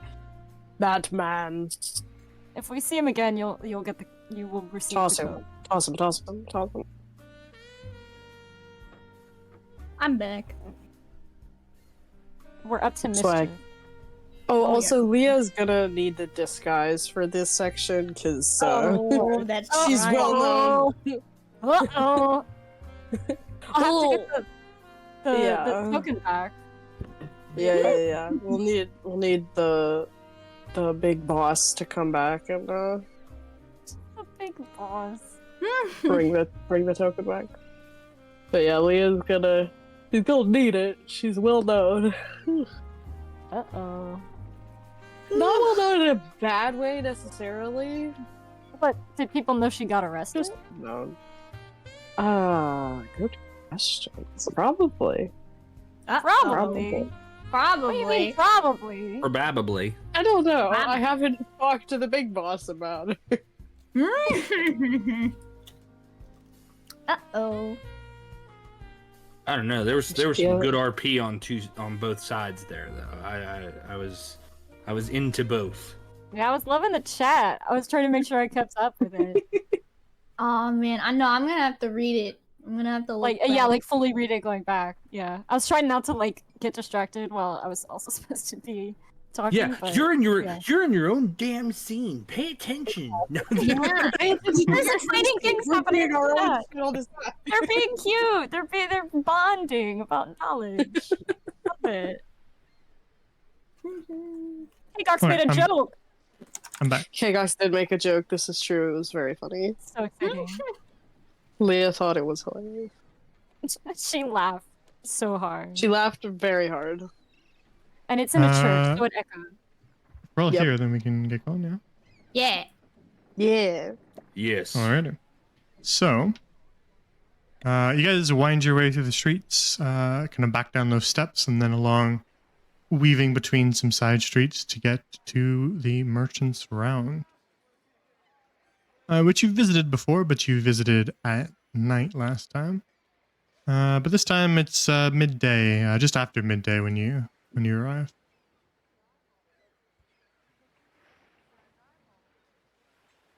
We're gonna use disguise Leo because that one's already here. Yeah, I was gonna say, can we Talking about that. we were just talking about that. I was gonna say she's gonna need her disguise token.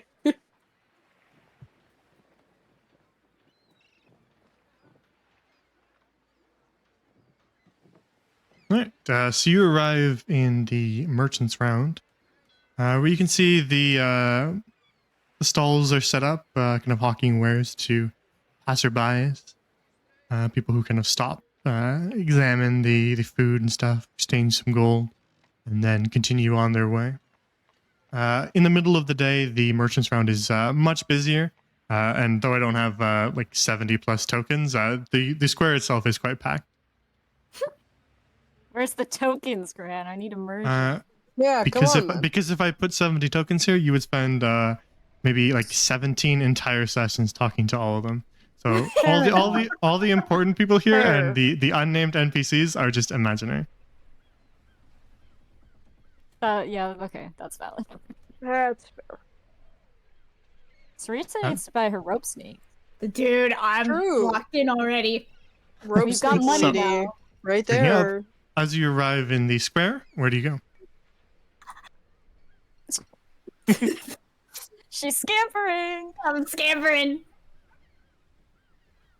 Teresa, you kind of like weave your way and scamper through the crowd, nudging a few people out of the way as they're busy looking at some of the stalls, and run right up to Alina, who is sitting here, kind of against the fountain where she was set up before. That little pot that had the rope cobra coiled in it, still sitting at her feet today. And another little kind of pouch of gold that she's got sitting next to her. But you see recognition on her face as you walk up to her, and she says, "Ah, you're back. Did you decide to purchase it then?" Mm-hmm. Oh, Yes, perfect. please. Well, I do still have one here available for you. Ooh. Do you guys remember? You guys remember how much it was last time? Ah. I don't. I've gone last time. All right, I believe you. I don't want to scroll to the notes, so I no. believe you. Guy, she said 1 gold. Yeah. Well, too late. Um, She Saves said me the 50 time. gold, actually. Sorry. saves me the Teresa. time of scrolling in my note. She goes, "It's just 5 gold then." Ooh. Teresa's gonna quickly check how much gold she got. How much gold did we all get? 15? 15. Yeah, you should have gotten 15 each, though you may have not have added it to your inventory. I did. I was Perfect. good. Yeah. Teresa's gonna get out her 5 gold and hold it out to her like, here you are. She kind of takes it, quickly counts it through her fingers, tossing the gold down into the pouch at her feet, and then with sort of just a quick whistle from just her lips, you see the rope cobra kind of shoot out from the little pot at her feet, wrap around her arm, and then it sort of slithers down her arm over to you. And so if you reach your arm out, it'll just slither right onto your arm. Yes, Teresa's gonna hold out her arm and she's like practically bouncing with excitement. Yeah, you hold out your arm, and the rope cobra slithers along it all the way up, and then just kind of wraps itself around your shoulder like you might carry a coil of rope. How long is the rope? The rope cobra, let me just double check so I don't tell you something wrong.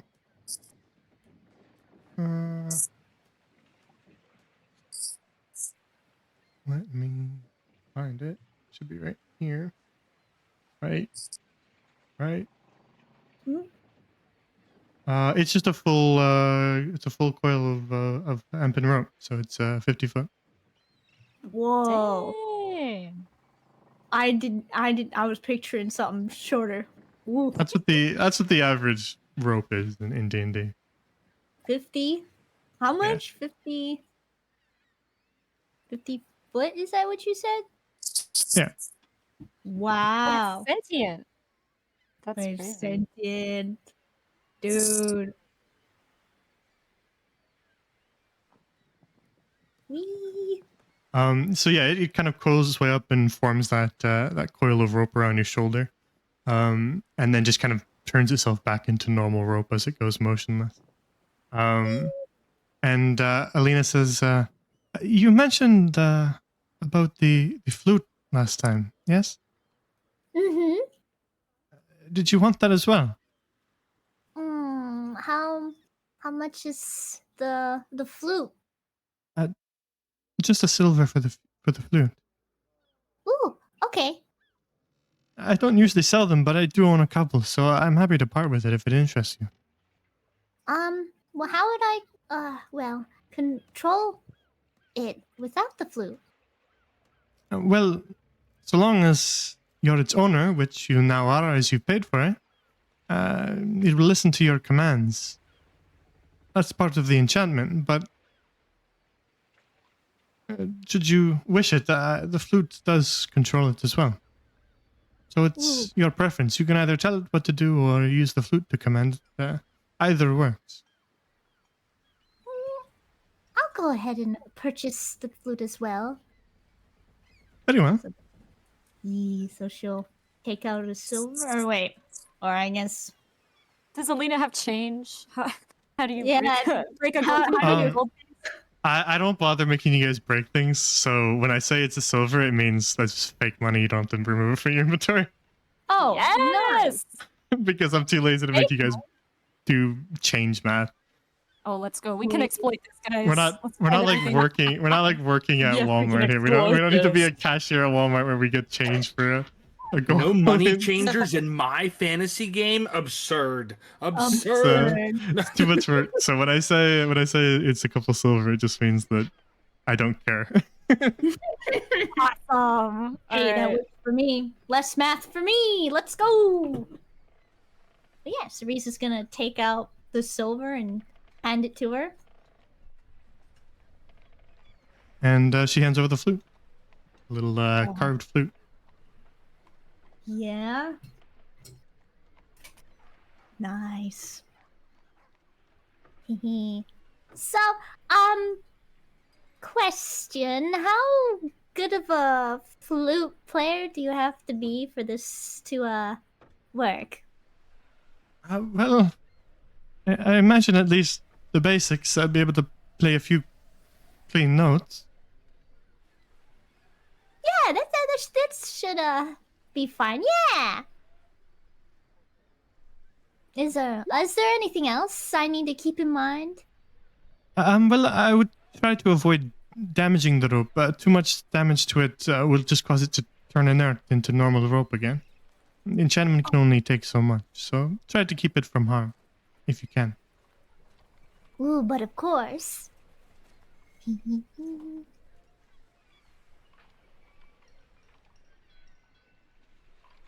But a pleasure to do business with you. Thank you for your purchase. But of course, and may Fortuna smile upon you. I'll be in town for the next few weeks if you have some questions or if you decide to purchase another one. She kind of says hopefully. I might be able to convince maybe some friends of mine to also purchase, but we'll see. Well, I'll be here in the square.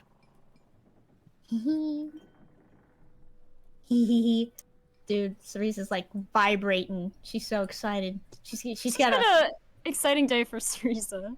She got Dude. to go to her church. She got her rope snake. dude. Cerise's spoiled. She's had a good day. Yeah. She is, dude. She's so spoiled. Okay. She's going to. Who's she gonna run over to? She's gonna run over to. Leah? Question mark. Yeah. Stamp her. She's gonna stamp her.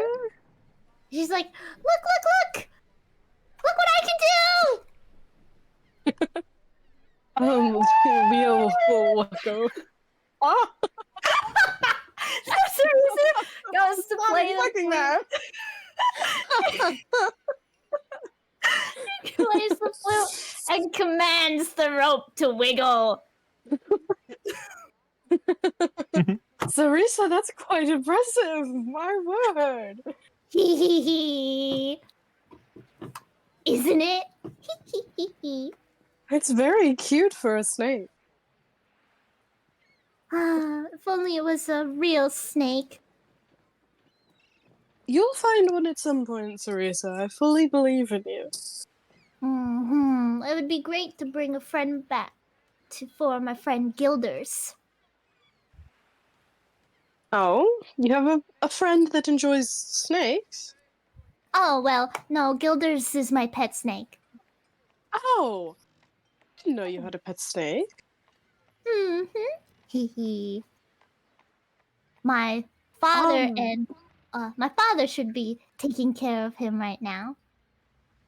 I Hee hee. see. Hmm. How long have you had him for? Hmm. That's a good question. Hmm. For a while, a couple of years. Hee. He's the most beautiful golden snake you've ever seen. Hee. Well, I'm sure he must miss you then, Sarisa. Ooh, that's But it's true. okay. Don't be sad. I Oh, didn't now, mean it as now she misses No, her no, no, snake. no. Now she misses No, Gilders. Why would you do that, Leah? No. Why would you do that? Oh. No. So Sarisa, like Leah sees Sarisa look like kind of sad, and she's like, "No. I meant it only as. It seems that you carry a lot of love for your snake, so I'm sure that being reunited with him at some point would be quite good for you. And now that you have this rope snake, you can find another many types of snakes and bring them all back and say, look, I've made you a bunch of friends. Cereza will perk back up and be like, yeah, hee. You're right. I hope I can find at least one or two more friends for Gilders. Hee. I believe that you will be able to find as many friends as you wish, Teresa. Hee.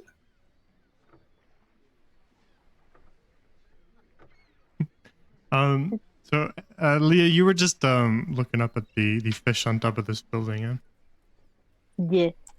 Yeah. Yeah, like I said before, they're just sort of enchanted fish, sort of in the shape of wind socks that just kind of gently flutter along in the breeze, as if they're swimming. Nice. The building Yeah. itself does have that wooden sign over it that says Rembrandt's Rarities. All right. Well, Leah is going to go inside.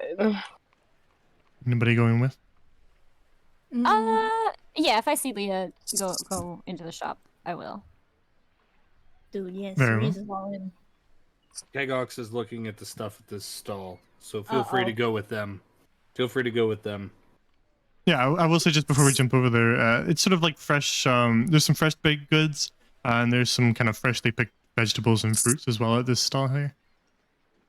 Okay, in terms of baked goods, am I looking at pies and cinnamon rolls, or do they have like different cakes and pastries, and what kind of fruits am I seeing? Just Well, you imagine that perhaps this person's not trying to compete with the bakery that is existing within the city, and so there's more just kind of pies and stuff like that, more desserts, and there's no real like breads or anything like that. But yeah, you see some cinnamon rolls, you see some different kinds of pies from cherry to apple to pumpkin. okay. How many pies? There are 5. 5 pies? I will buy 5 pies. Oh. Oh my Yeah, god. we'll say that they're like a couple silvers each that add up to a gold. Okay, so I buy 5 pies, and then that means that there's a pie for Sarisa, a pie for Anthena, a pie for Leah, and 2 pies for me. 2 pies um, for Kegox! the shopkeeper just kind of like gives you a bit of an incredulous look. Just 5 pies. Oh, all right, I suppose perhaps you're having company over. And as he's kind of handing you pie after pie after He's pie. getting me pie after pie, which I'm probably able to balance a couple in like my palms because I'm such a massive lad. I carry like one in my trunk and then like 2 in each hand. It's like, no, my friends are just over there. No, he doesn't say friends. He says my battle sisters are over there, and he puts 2 gold down on the thing on the counter, and he goes over and he's going to join them, pies in hand. Let's go. Very So well. many pies. So you make your way into Rembrandt's Parodies.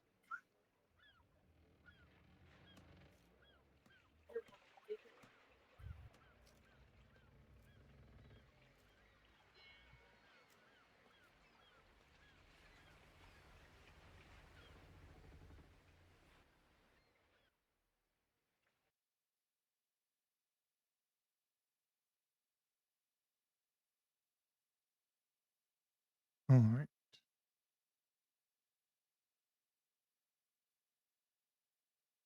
So you walk into Rembrandt's Rarities, upon which you see just sort of all manner of strange um,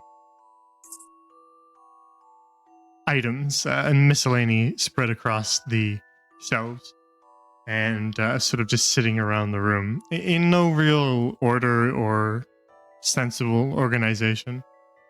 Light from the window shines through this glowing tank of some sort of liquid and casts a green glow across the floor. On the very far side of the shop, buried behind a desk that has many books on it and is sort of cluttered with all sorts of items and flasks. You see a very, very old man who just kind of looks down his glasses at you and goes, "Welcome. Are you in the market for something in particular or browsing?" The lovebirds. Sarisa will say out loud. The lovebirds? Is that what she says? Yes. Leah will kind of look over at Theresa and just kind of she'll kind of nudge Anthena like really subtly and go, "You should talk to him. I've been in here before. So you talk." I think Anthena will look up at you kind of like empathetic to that and will step in front of you, like just to kind of hide you from the guy. But she will just kind of then look a bit like helplessly up at Sarisa and she'll just be like, do you think you could maybe explain the situation to Don't him? worry, I got this. She's gonna scamper over. Yeah, you scamper in between two shelves stacked tall with miscellaneous items and hurry over to the counter where the old man, in robes and a wide-brimmed hat, he looks a little not angry, but maybe a little curmudgeonly. As you approach, and he says, "Well, something in particular then?" Yes, you see, we are on a mission to help 2 dragonborn farmers. It's a very important mission, and it's a matter Yes, of sounds like it. yes, it's a matter of utmost importance, you see. One of them is trying to grow crystal berries. However, she's having some trouble. They don't look so good. You know, And we were told that we could come here and you might be able to help us. help how?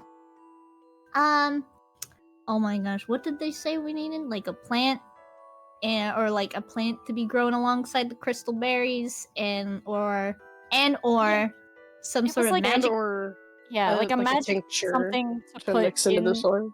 Yeah. Or like a magic item to be like planted in the soil alongside the plants that would infuse the soil with magic.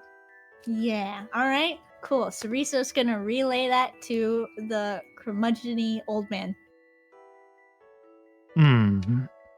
Well, don't really dabble in arcane agriculture myself. It's a little bit outside of my wheelhouse. I more deal in artifacts and oddities. But no, I suppose no, that won't do. No, they've long closed now. Oh, Hmm. He's kind of just like mumbling to himself. But when you say "oh" and kind of interrupt his thoughts, he looks back at you and goes, "What was I saying again? Yes. What was it called? Terrible, tacky storefront. Marlboro Magic, I think. Marlboro Magic? What's that? Yes, a little magic shop on Marlboro Boulevard. It closed down recently, which, in truth, I was thankful for, to admit it. Competition closing down isn't a bad thing for me.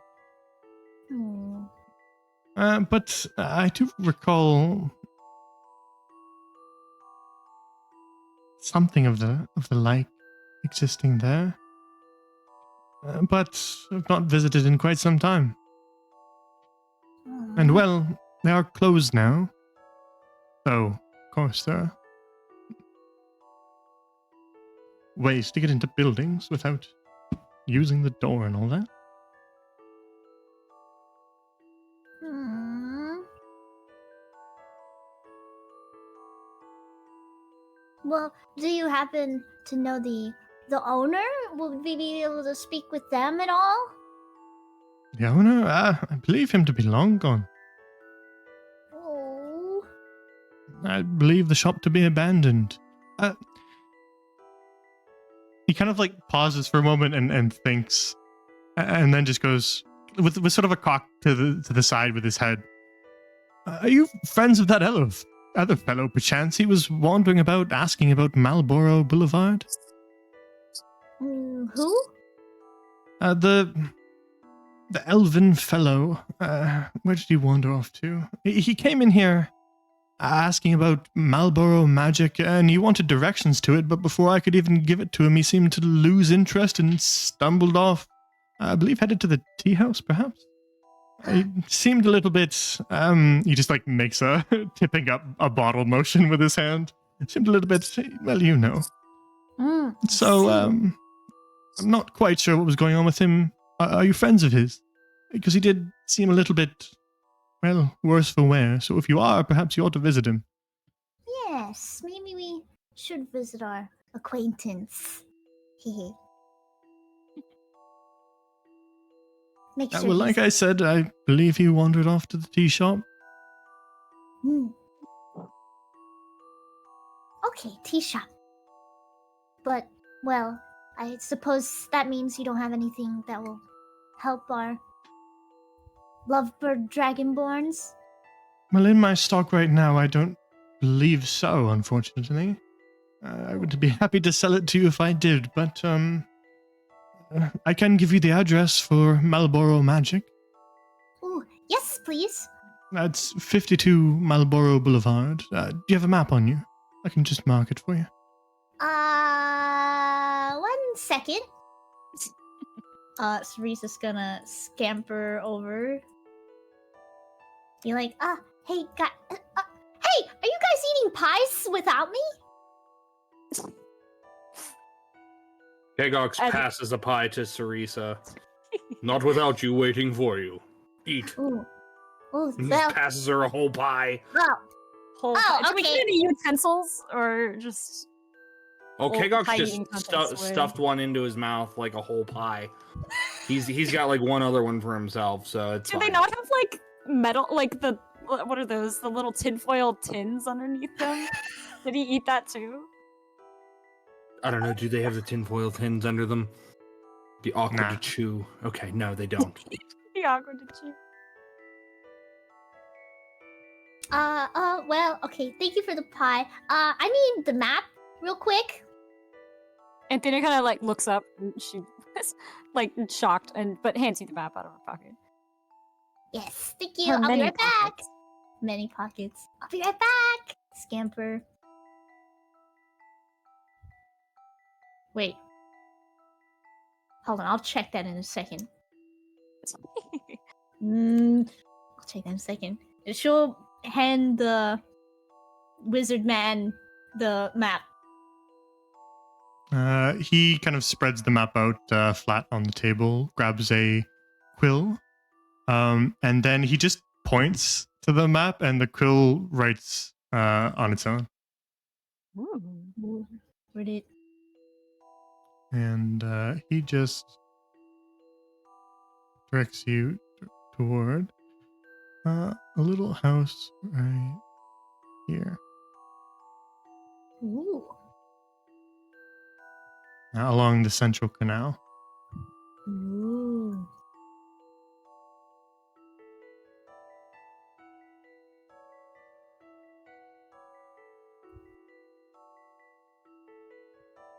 Sounds like we gotta break into 2 places. Well, 3 if we're counting the if we're counting the bank, you know, which we probably should since that's the whole point. 3 places. Yes, another place to break in. We're really Nice. we're stacking our schedule, guys. Cool.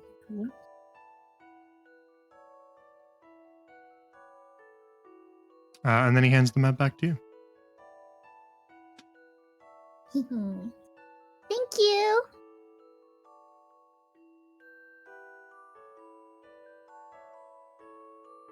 Was there anything else you needed? Well, that was about it, but I'm sure me and my friends wouldn't mind just perusing for a little bit. Feel If free to that's- browse. We've all manner of things, from potions to staffs to a self-rocking cradle, if that suits your fancy. Aw, well, I don't think we are in the market for that, but we'll go ahead and just peruse. Nevertheless, feel free to browse. Alright. Teresa is going to peruse a little bit with the pie in hand and a rope around her shoulder.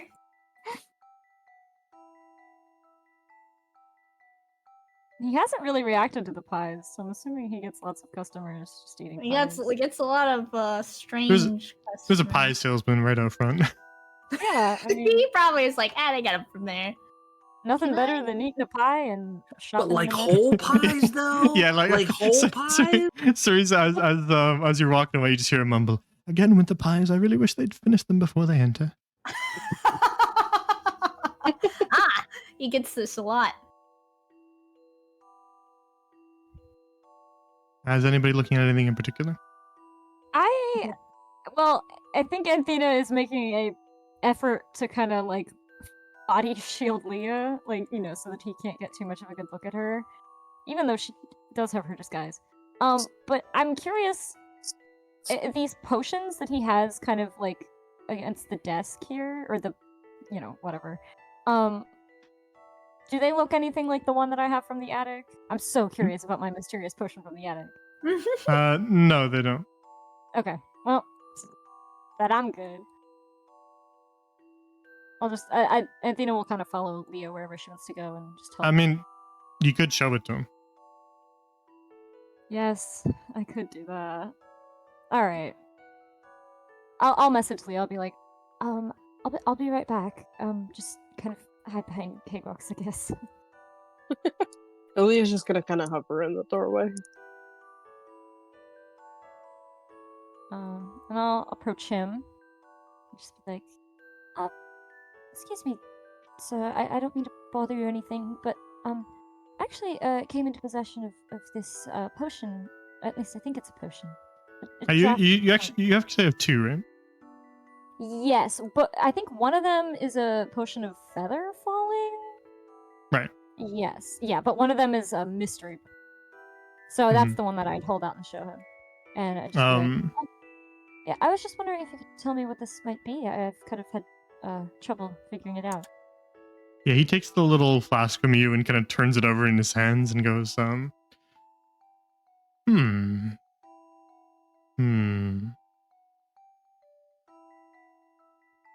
I've not seen the particular brew before.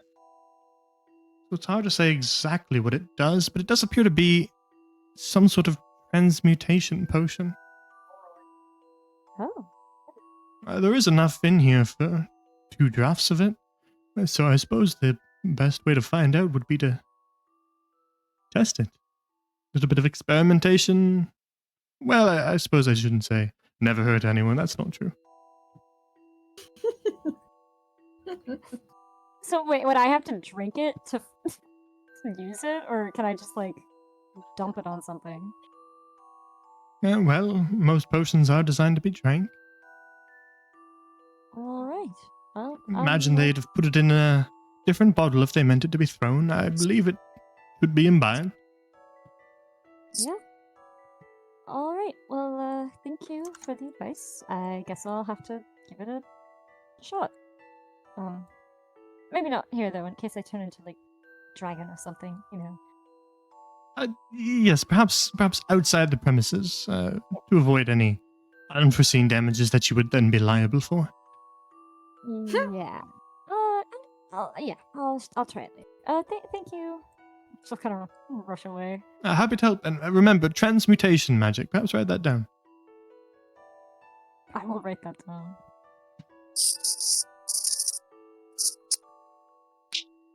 Anybody else looking at anything? Yes. I'm What you looking, looking at, at? this- I'm looking at that key grin. Yeah, as you're kind of wandering back to the group, something glints in the sunlight from the window and catches your eye. There's on one of the shelves aren't that tall. They kind of sit shoulder height. And as you pass by it, you catch the glint of a shiny little piece of metal that you then examine closer. And you realize that it is a small little golden key. The head of the key, where you would hold it, is the shape of a teardrop. Oh, is it now? Wait. It simply must be. Dude. Fortuna smiles upon me. Right? Like, Cerise is like perusing, maybe going to take a bite of the pie. Well, she's not too sure really how she should tackle a whole pie. Right? And she sees that key. She's like, No way! she'll get on her tiptoes to look at it. Could this be? Yes, Risa, you conjure back the image of that little indentation in the strange arcane device in the attic. And to your best estimation, it's almost identical. Fortuna surely smiles upon me this day. Can I like pick up the key? Yeah. There aren't really any like price tags on anything. You just bring it to the counter and he'll take a look at it. Oh, Buy no. that key. Yes! Alright, so I'm gonna pick up the key. That should be like 100 gold or something. Don't say that! Stop! Don't say that! Why'd you jinx it? No, watch it be 1 silver. You already 'cause jinxed it's it! Fake Everything in money. the store is 1 silver today only. Wow. just Oh, I a lot. wish. To be like, oh, excuse me. Yes. This key here. She'll hold it up. How much for this? Ah, that little key caught your eye, eh? Mm-hmm. Well, in truth, someone brought that in, well, how long ago was it? Heavens, it was quite some time ago. Was it 50 years? 50 years? Perhaps, though maybe my mind is just muddled. But they brought it in looking to sell it. They said they found it on the ground of all places. I examined it, and, well, it appears to have a rather complex unlocking charm on it, but without anything to unlock, it's rather useless, so I just priced it at 10 gold. It's yours if you want it. Let's go. Should I try haggling, guys? I don't know. Yes, I was like- just about to say, barter with him. Be like, ugh, it's useless. You could surely sell it to me for less. Yeah, it's up to you how you want to haggle. You could either try to persuade him to lower it. You could try to deceive him that it's more worthless than he thinks. It's really up to you what kind of rolls you want to make. I don't want to deceive him. I'll try to persuade him. Right? And maybe, not mention that I might know where it goes to. Don't want to raise the price at all. Be like, how about 8 gold? Oh yeah, make a persuasion check. Let's go. You're not lowering it by a crazy amount, so it's not going to be a super hard check. Persuasion, let's go. High five guidance. Okay. Alright, 13. The DC I put in my head was 12, so you beat that. So he kind of mulls it over and goes, well, it is just collecting dust on the shelves and nobody else seems to want to buy it, so alright, I can let it go for 8 gold. Yes! 6 subs. And her hands are full, right? And she's like, she looks at the pie, she looks at the key, she'll place the key down and try to rummage for the gold. Like, excuse me. And she'll pull out 8 gold instead of 10. Let's go. We can buy more bread with that. I could. Over money. Buy so much well- more bread. There you are. I'd say enjoy it, but I have no idea what you plan to use it for, so have fun, I suppose. Thank you very much. And may Fortuna smile upon you. He nods. Scampers. Bro, she is so skilled at scampering. Dude. I think it's her only mode of movement. She can't do anything else. She doesn't walk. She doesn't run. She's scared. Dude, if she ain't scampering, something's up, guys. That's canon now. That's canon? Okay, I'll keep an eye That out. and skipping across like bridges, so it's Oh, fine. on Yeah. one leg. Like, yeah, on one leg. Oh, yeah. yes. I almost forgot we're kind Which of we've been doing the entire We- time. We have been doing the entire Canonically. thing. Mhm. I don't think that's helping our case of not standing out to people, but no. Don't worry, It's it's fine. fine. When the wise woman says that you must hop on one foot. Yes, you must hop on yes. one foot. You have The, to the hop on- oracle. The What's it- oracle. Oh, yeah, Oracle, that's right. Yes, yes. Is anybody else looking at anything? I can just give you like a overbranching As inventory as- of the shop. as Leah and Kegox are like over here at this shelf, Kegox excuses himself from Leah's company for a minute and goes over to Rembrandt is his name? Yes? Mhm.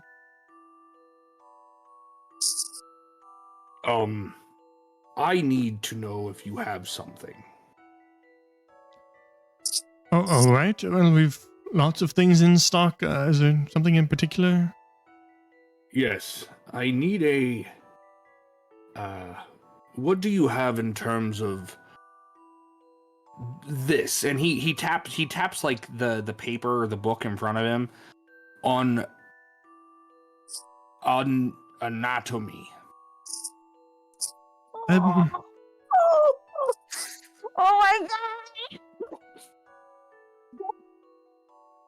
Anatomy? You mean you want books on anatomy? Papers on anatomy. New. It must be new. Well, in honesty, it's not really what my shop stocks. There used to be an old wizard in town who studied skeletons and the like, but it's really not my specialty. But do you have anything like this? I'm afraid I don't. If you've got something specific in mind, you can try speaking it to my ledger and see if it picks up anything. Speaking it to He- your ledger, what does that mean?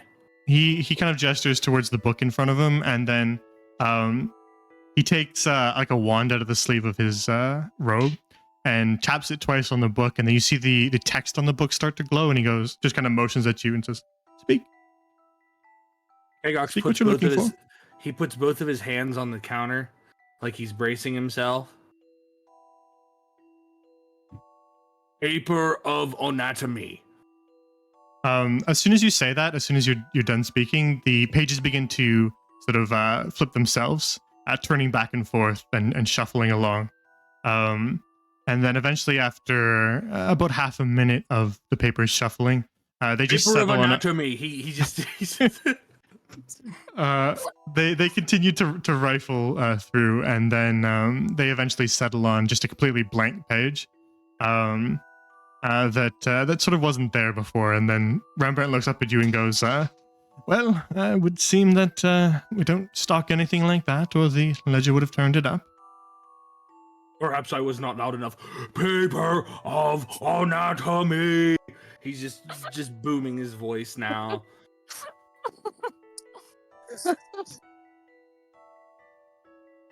Well, again, the ledger is not a perfect construct.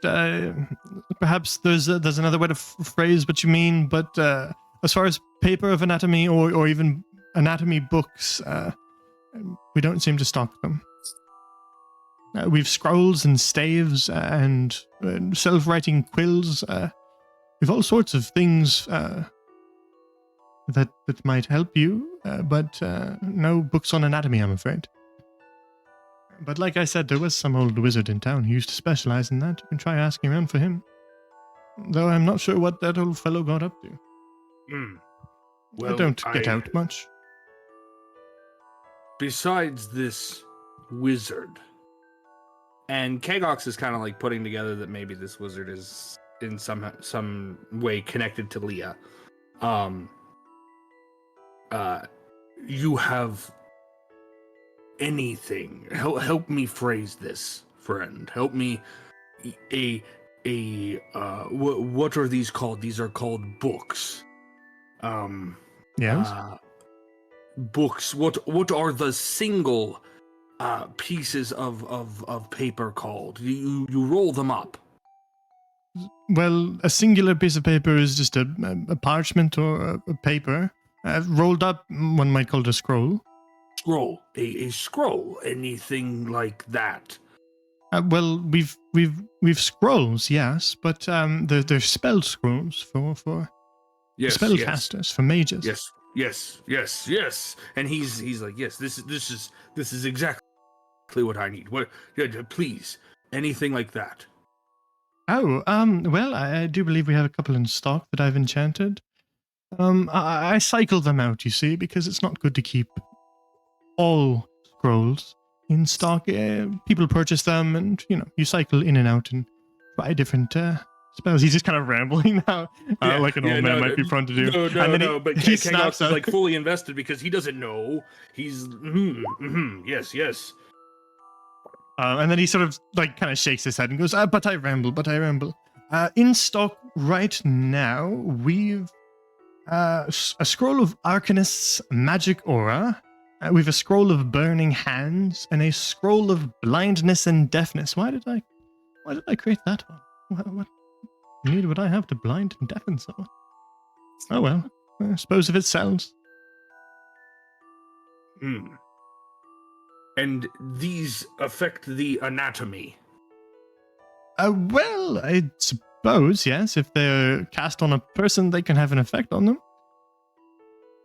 I will take the one that takes the eyes and ears. And he slams his fist down on the desk. He's very, very adamant about this one. Yes, well, a scroll of blindness and deafness would be 60 gold. Is it? Oh my god. Oh, that's too salty for our budget. Kagox looks as he has one pie and 12 gold. And he smiles and he puts the pie down and 12 gold. Oh no. Oh. Well, I'm afraid that I could just walk out and get a pie for a silver, so it's not going to quite cut it. You're a few gold short, but I'm happy to keep it here on register for you and save it for a few days. If you'd like to stake a claim on it, you just have to give me your name and I'll write it down here in my ledger. And he leans into the book again and he says, Kegox of Clan Stormhide. He's like completely not talking to Rembrandt anymore. He's just talking to the ledger. Well, the scroll does just sort of light up and scroll that down. Okay. Oh.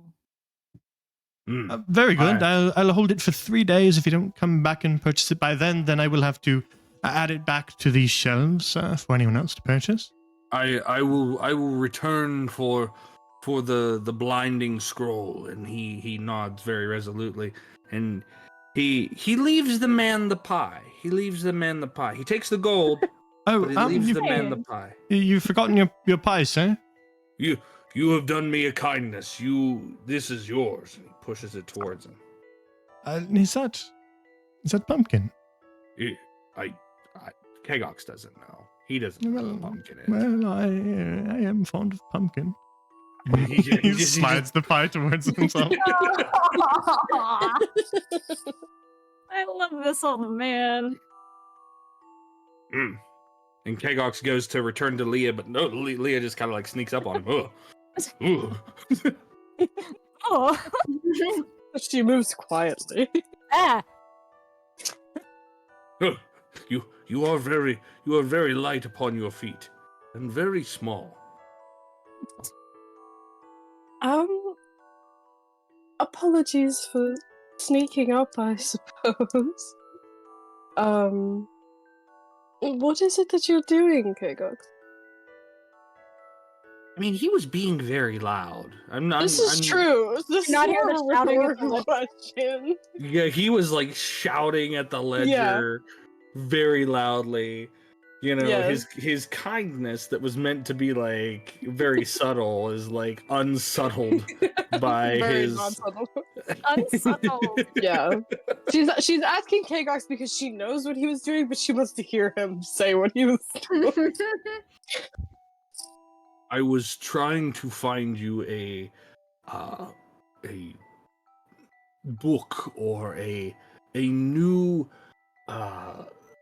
scroll of onatomy. Okay, Gox. As much as I appreciate it, it has been some time since I've been in here, and I don't know. Perhaps he's not have the same things that my father used to buy from him. But I appreciate it, really, I do. You don't have to go out of your way to find anything for me. I'm sorry, I was just getting lost in thought. But Rembrandt's kind of like squinting down his glasses at you, Leah. Kind of like, She's so well disguised. yeah, that's why he's just kind of like turning his head left and right. He's just kind of like, meh.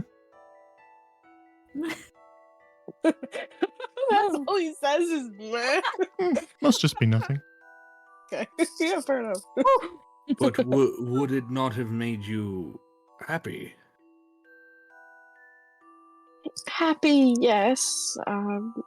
Sad too, I suppose. But I appreciate the thought. Really, I do. I just haven't been here in some time. So.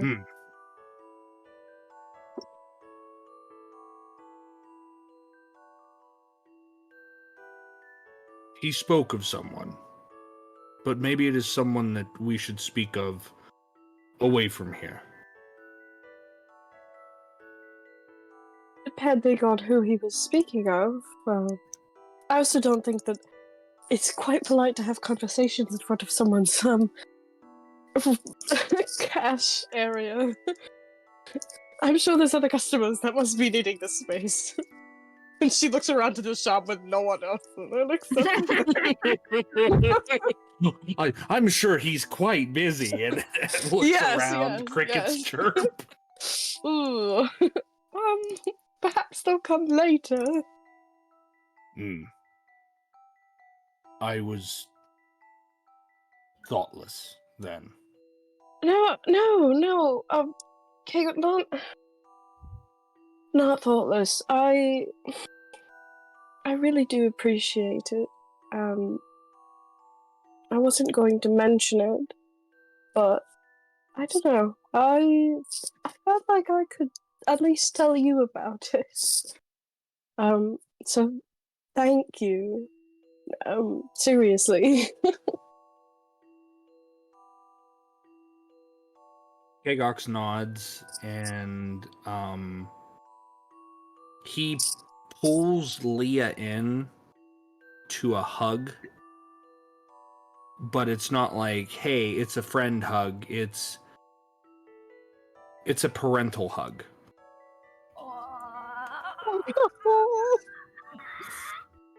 Oh no.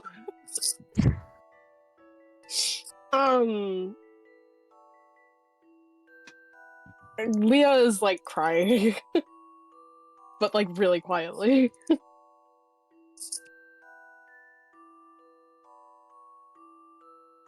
Meanwhile, trying not to make it awkward for Rembrandt. But it's, if anything, this is happening in its own little world in front of this counter. Yeah, So Rembrandt's don't- not here. You guys don't enact a soap Fixated on his opera pie. in the middle of Yeah. the shop in front of the guy. Like, Yeah. that's a normal thing. This You have happens pie, all and then the you come into time. the shop, and then you have a really emotional moment. Yeah. Yeah. No, but he gives a very patronly, paternal hug to Leah, in hopes that it helps in a way. Yeah, Kagox, Leah is just kind of like clinging to you, I guess, like in a way that she hasn't really expressed before, I suppose. She's trying not to make it like obvious at all, but she is like crying directly into like his stomach. It's just like you can feel like your like fur getting a little wet, but she's like pretending like it's not happening. But yeah, that's what he does. And then when Kagox follows the Disney rule when it comes to hugs, even though he initiated this hug, when Leah is ready to let go, he lets go. The Disney. Oh my god. Oh. Oh my god. Yeah, she will let go eventually and just kind of like rub her eyes a little bit. And she just kind of pats your arm awkwardly. She doesn't really say anything, she just kind of like pats your arm. And he nods, and then he just, walks off with Leah. Very well. So, are you guys leaving the shop, or? I think so, unless anybody else Yeah. wants to get stuff and things here. I do will not say, have the gold for it. This place is too expensive for us. Right now, when we become rich, we can shop here to our heart's content. he does stock like several different like wizard staves, Leah. Just you probably noticed that as you're leaving.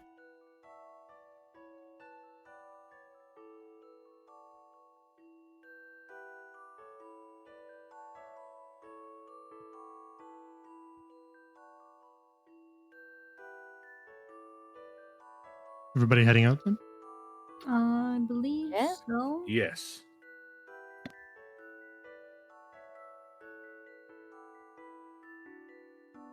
Very well.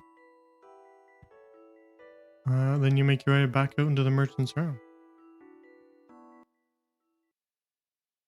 Now that whole moment is ruined because you imagine it as Leah with a fake mustache. I mean, that makes it better, actually. No, Kegox peels the fake mustache off of his stomach Yeah. and hands it back to Yeah. Leah. It's just like a little damp, and she's like, "Oh, thank you, Kegox." Oh, my mustache! I must have misplaced it. It's like in a game with like multiple outfits and character customization, and you go into like a really serious cutscene, but you look so stupid. That's what that Yeah, was. that's what happened there. So, provided that nobody needs to run right now, we can go a little longer. Yes, Ooh, please. Yes. Yes, I'm good. Yeah, let's do it. All right. So where do you want to go next then? Where is our Tea next? shop? The tea shop. Not on an emotional roller coaster. Can we not do that? I apologize. I keep doing this, so I'm gonna stop. I'm gonna stop. Everybody's not going sorry. through it this session. Not Serene. Cerise had a great day. Everybody else. Dude, Cerise is having a good old day, and everybody else is like crying or being Teresa sad. flipped that coin, and it came up heads, and it's been nothing but big ups for Teresa. Which Guys, is funny. Ceresa's having a great day. Which is funny because she said tails and then it went heads, I'm pretty sure. So it wasn't supposed to be a good day, but dude, it's been a great day. It's been a great day. And she's just looking at Athena and then Leah question mark and like see that they got all like puffy eyes from crying and she's like, bro. And Tina's like clinging to this pirate's hat, and she still has it like literally like pressed up against her chest. And then Cerise's got her little rope snake. It's just I'm happy for her. And her tea and her pie and she's like, oh my god, I'm spoiled. He was a great find. I'm hyped Dude. in the world that is. Ooh, I can't wait. Oh, Kegox is in the fountain again. Kegox is in the yep. Guess what time it is? Kegox fountain time. It's hot here, okay? It gets very warm. To get Kegox some summer clothes. He's Yes. in like wool. Wait, is it? I was gonna. But is he Oh, like like? What is he wearing? Like, what's his outfit look like? His like, outfit is just that white manticore pelt around his waist. Yeah, everything this else a is just summer his outfit fur. already. Can He's we just get in him some jorts? I think he needs jorts. Jorts. Hell is his jorts. Wait, guys, we need to get Kegox in khakis and Yes. a polo And a Hawaiian shirt. and a Hawaiian shirt. Yeah, absolutely. that. Are we going that's casual my dad father. polo with this? I mean, is this Yes. what this is? Yes. Okay. So where would you like to go next? Tea shop. Tea shop.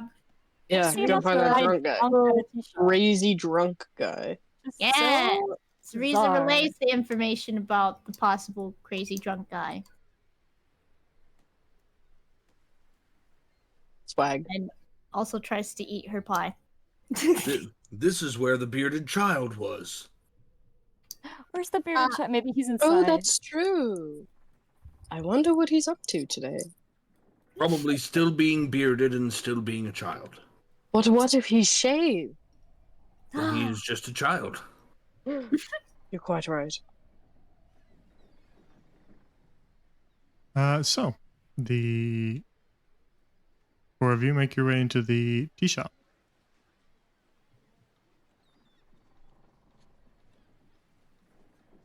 And are almost sort of immediately hit by a very like floral bouquet of scents as you enter.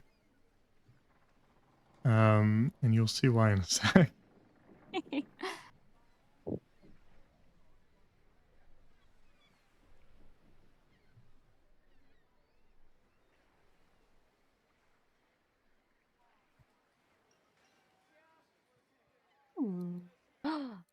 OMG. Ooh.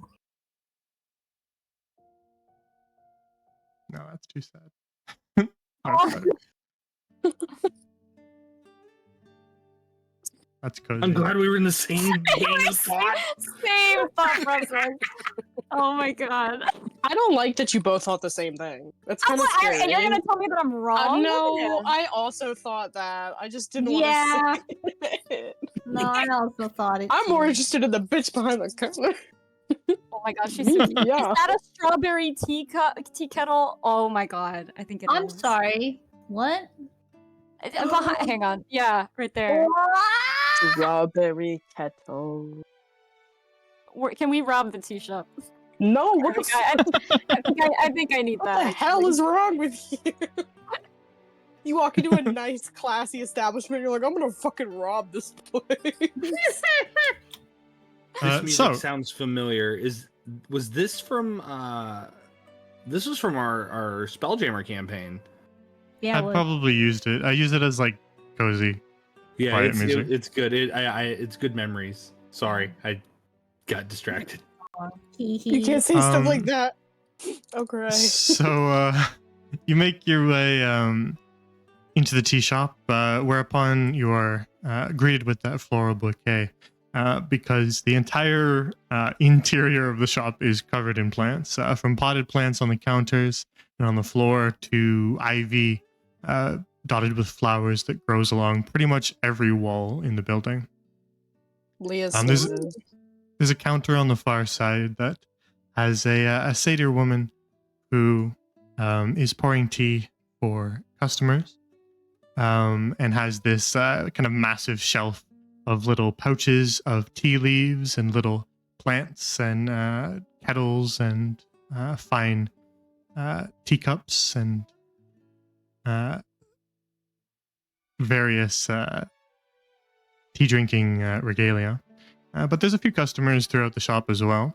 At the little sort of tea bar at the front is an elven man with silver hair who he has a mug of tea in front of him, a little teacup that is steaming, but he is as you walk a little deeper in the process of slipping some alcohol into it. Oh my from god. a little flask Oh, that he no. keeps in his pocket.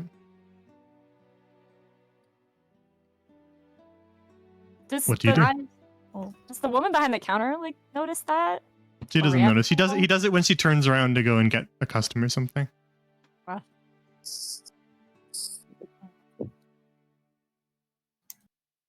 Sarisa, with a mouthful of pie, will motion to.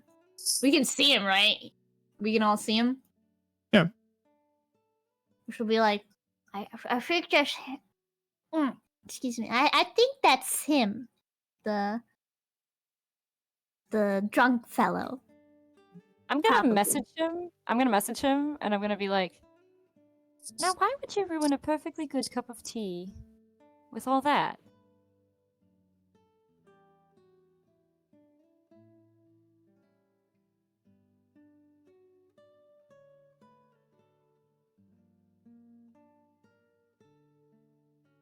No answer. no. Damn. He ignored me. Oh. He's basically just kind of like sipping the tea, and not really paying attention to anything right now. But if you get closer, he might notice you. Alright. Are we committing to talking to this guy? Might as Yes. well.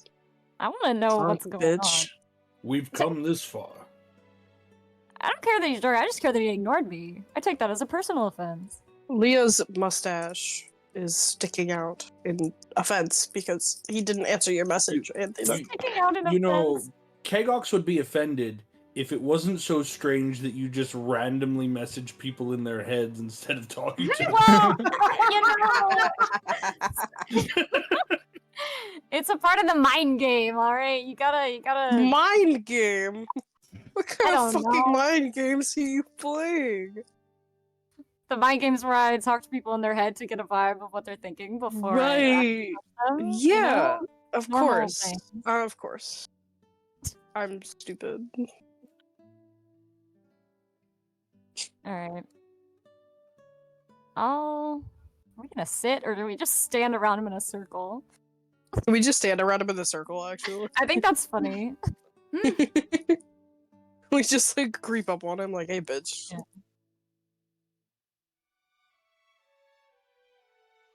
I do want to order a tea.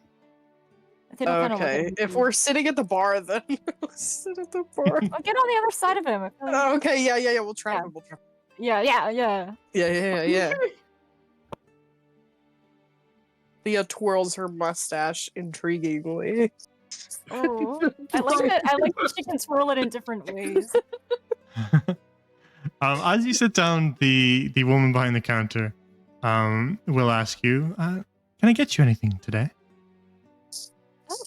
I mean, I would love a cup of tea if that's possible. I mean, obviously it's possible, but Well, we've all sort of leaf blends. I can list them off for you if you want to choose.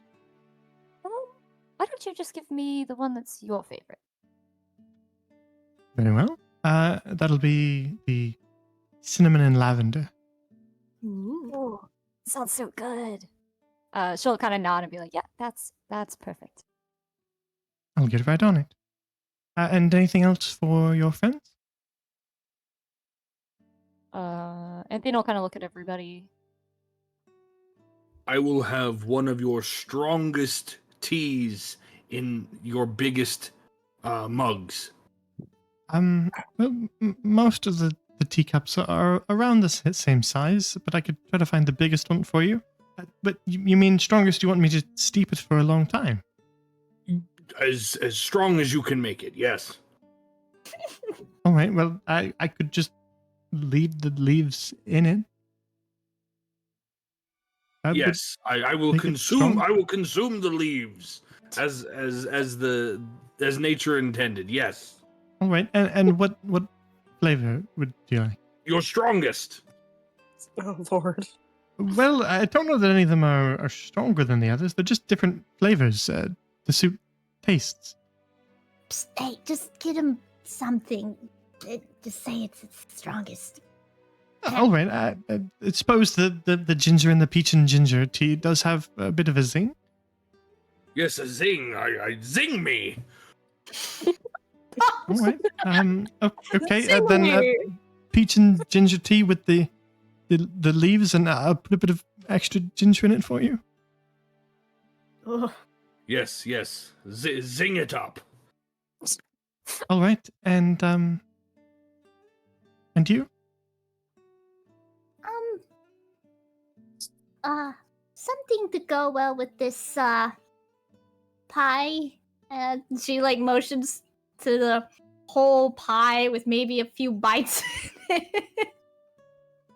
Well, like I said, we've got cinnamon and lavender. We've peach and ginger. There's also a raspberry and lemon, and a peppermint tea, and we also carry a mirror garden green.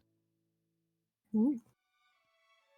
I do also carry some specialty teas, though those are more expensive, and people buy the leaves of those ones and brew it themselves. I'll have a ginger and peach as well, but not as, not the same way as my friend here, please. Yes, I'll brew it the normal way for you. Oh, and could I trouble you for some utensils for this pie, please? Oh, yes, I believe we should have some somewhere around here. Coming right up. Thank you. And you, ma'am. Would I be able to have the peppermint tea? Very well. And she busies herself getting your teas. Swag. I love That's- tea, guys. I love tea Well, so much. yeah. It's making me really want tea. So as she's doing that, what do you guys do? Is the guy Stare having any at the guy. Yeah. Is he having any kind I'm of reaction? staring to at us him. sitting down? He's kind of just looking at his own teacup for a while, but if you guys are just gonna stare at him, then I can continue. Leah is gonna stare at her. And Thena will Alright. just kind of like nonchalantly go, it's very rude to ignore people when they send messages to you. All I'm saying, What's that? Oh, that was directed at me. I thought you were speaking with the lady behind the counter. Oh, no, that was like in your head. No, nobody else could hear that. It was. Are you certain? I'm pretty certain. The one who cast it. Hmm. Well, all right then. I apologize for the rudeness. I didn't intend it. So kind of like soften. She's like, "Oh, apology accepted." I don't know why I came at you so strong there. What's your name? I'm Septimus. Ah, Septimus Silverstone. a lot of S's. Slebby. Well, I'm Anthena. It's very nice to meet you. Do you frequent this tea shop? Yes, these past few days, absolutely. And why's that? Well... he like kind of leans his head to the side to think for a sec, and the action of that, like you can see, makes him dizzy, and he almost falls off the stool. Oh God, I understand you, buddy. I get it. Whoa! I did not intend to. Apologies. Didn't mean to bump you there. No, it's quite all right. What if we were to get you some water and maybe some food or something? I don't know if they have that here, but there's actually I think she takes the pie that she's been munching on, but like has not really eaten a lot of, and she'll kind of like slide it over to him. Be like, this is fresh. I promise. I've taken a couple bites. Maybe not the most sanitary, but I think you would enjoy it. If your intention is to get me sober, I've no interest. I'm plenty happy being drunk. Oh.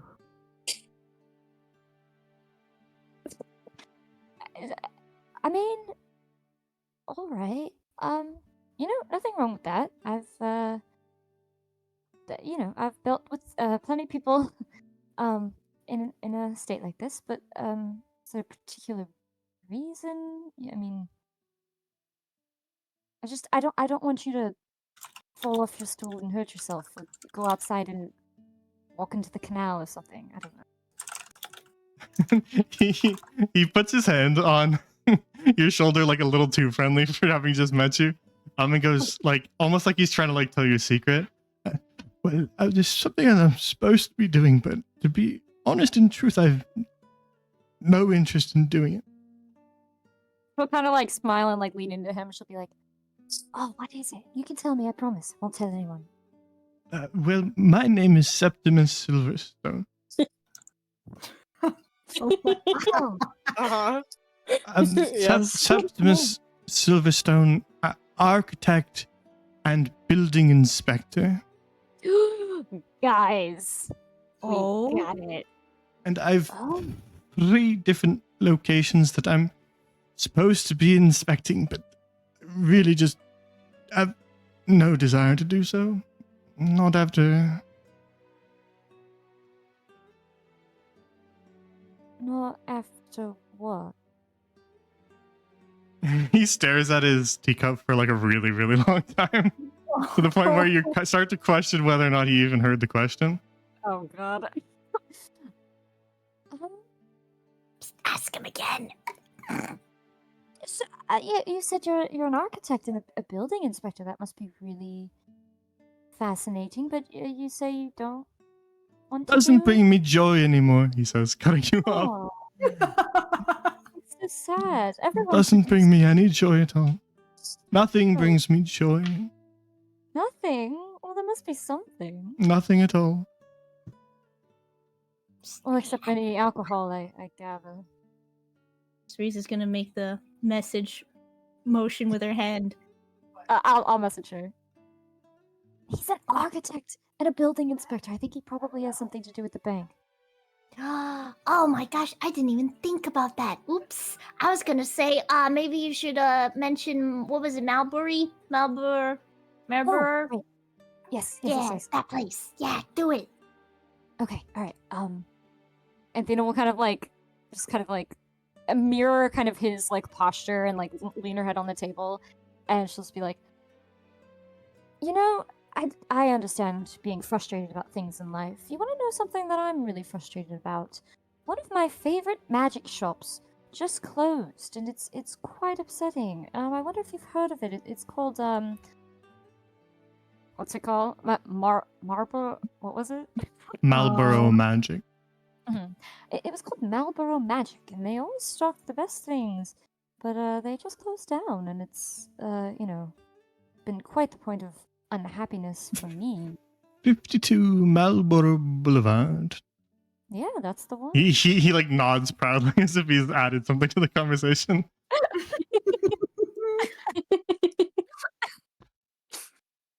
What were we talking about again? What weren't we talking about? Oh, 52 Marlboro Boulevard. I recall. Yes, that was one of the buildings that I'm not inspecting. Oh. It's an old condemned magic shop. I would have done it a while ago, but I've lost the interest. Oh. Just out of curiosity, where else are you supposed to be inspecting? Well, what was it again? 13 Lamprey Lane. It's an old abandoned house, I believe. Forget the complaint. But yes, they're supposed to inspect it for structural damage, make sure it's still standing all right and won't just collapse on some passerby. What was the third one? Oh! Evermore Bank. Yes, that's it. Dude, Oh. he's our in. He's our in. Yeah, that's oh, from what I've heard, the bank is quite the spot here in the city. You're saying it wouldn't interest you to inspect there? It's my job, yes, but I think it'd just be miserable. Everything's miserable these days. Nothing is fun anymore. Oh. Why do you think that is? Nothing's been fun since my darling Serene left me. Oh.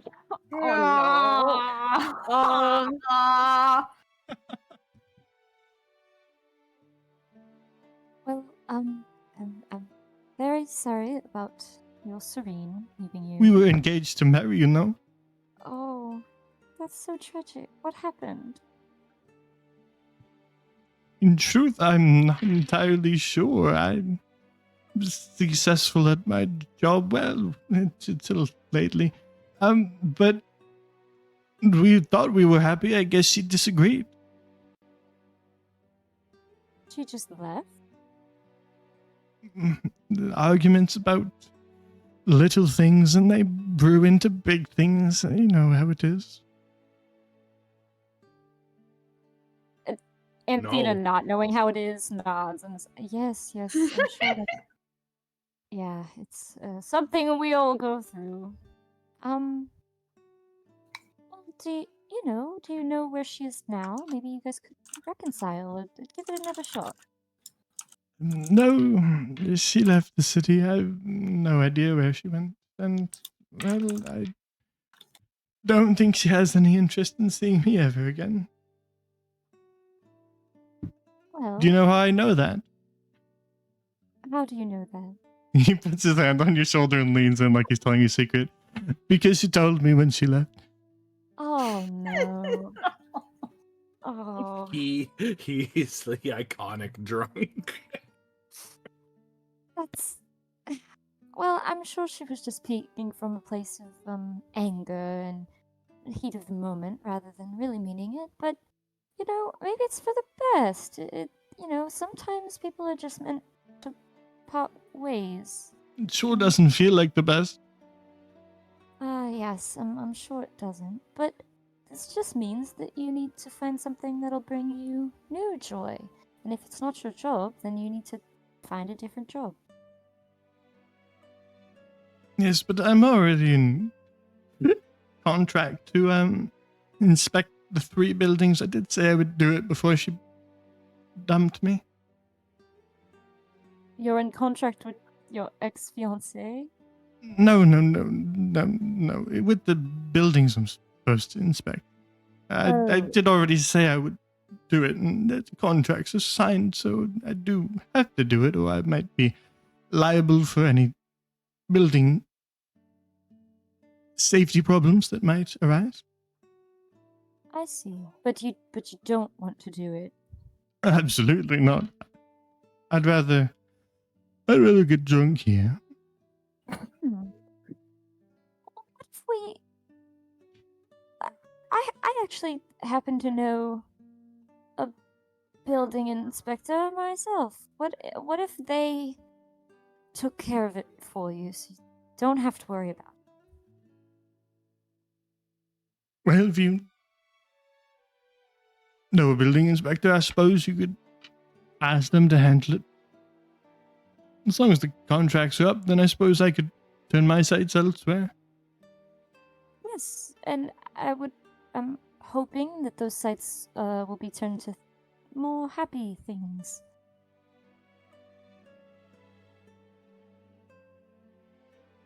And she'll kind of look at Sarisa and she'll be like, and message you and be like, so I absolutely don't know a building inspector, but I think if we just pose as this guy, we can probably get into the bank. Yeah, I was thinking we could just do the building inspections for him. I mean, he's pretty drunk. He's not gonna be able to, say otherwise. He's not gonna be able to tell that we're not building inspectors. He won't even be there. Like, we have to go check out that one magic shop that closed down. Yes. So Yes, that's we do. good, and we know nobody's in there and is going to bother with it. And then the other place I don't really know, but I guess we can check it out, see why it's abandoned. And then the bank. We need a way into the bank. And that could be our way in. So why don't we convince him that one of us is the building inspector? Like I said, he's pretty drunk. I don't think he's Yeah. gonna. Yeah, for sure. And I'll kind of turn back to him and be like, yes, well, we could absolutely get that taken care of for you, and then you won't have to worry about it anymore. In fact, my friend right here is the building inspector I was speaking of. And she'll kind of Really? like gesture to Sarisa. Why, yes, I am actually. He kind of tilts his head to look at you and clearly gets dizzy from that and tilts his head back. Well, I suppose if you know what you're doing, you could handle it for me, and we'll sign the papers as my name, and we'll just call it done. Yes. Sounds good to me. Right, guys? My Yes, that's assistants? God, I yes, can't yes, talk. I'm your assistant. Yes, yes, that sounds like a wonderful idea. And that way, you can maybe focus on moving your life forward instead of dwelling in the past. Yes. Perhaps if I get this all past me, then maybe move forward. One more drink first, though. Is the lady behind the counter, is she paying attention to what we're saying right now? Not really, because there are other customers coming in that she keeps kind of coming over here to bring tea to, because there are people sitting out front too, right? Yes. got And so she's pretty busy. She brings you your teas, and that's about as much attention as she pays to you guys, unless you flag her down. Okay. Nope. You don't need to. Yep.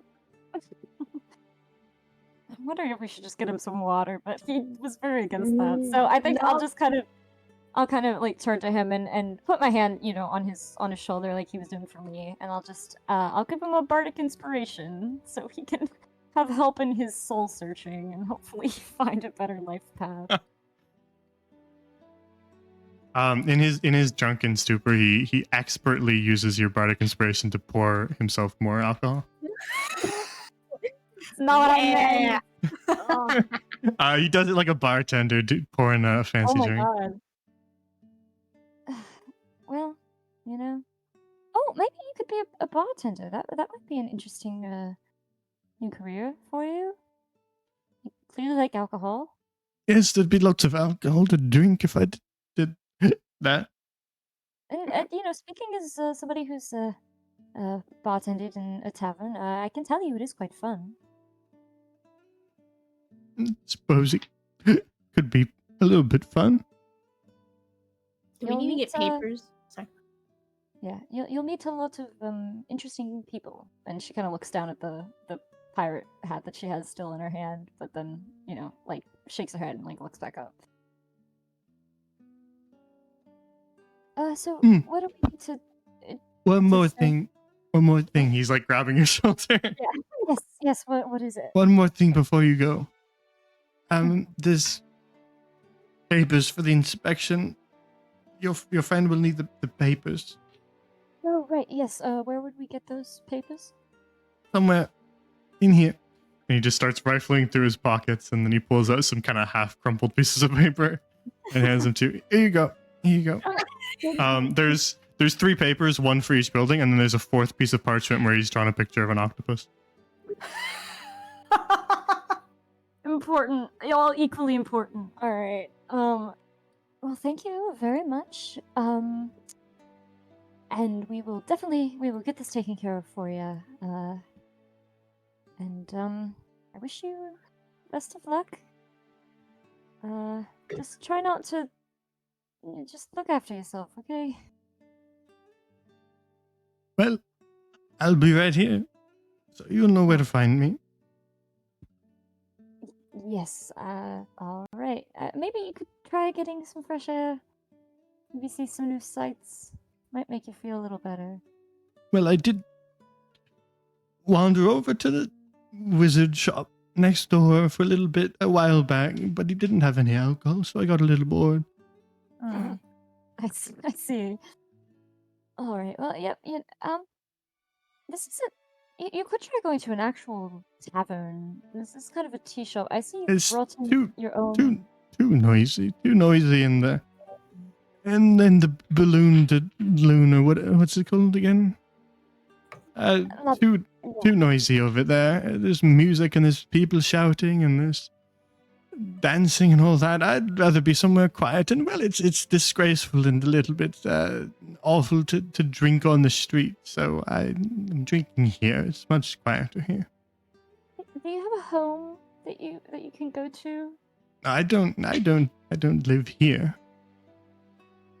Well, no. Yeah, you don't live in the tea shop, but like, do you have a house? I'm not from Marinho. Oh. Interesting. Then what are you doing here? I mean, other than the I'm job. here for the inspection. Where are you from? From a little town. Oh. Oh, well, Okay. there he goes. He just kind of like drifts off, still sitting up, leaning against the counter. I was kind of waiting for that to happen. I don't know if I trust him on these stools. Can I kind of like help him, not carry him because I'm weak, but like just kind of like put my arm like, you know, like support him and try and get him over to one of these like chairs on the ground? Yeah, you can kind of Okay. shoulder carry him over. I'll do that. He's gonna crack his head open if he falls off a stool. Over here? Or over here? Yeah. Over Yeah, here? right there. Oh, right there's good.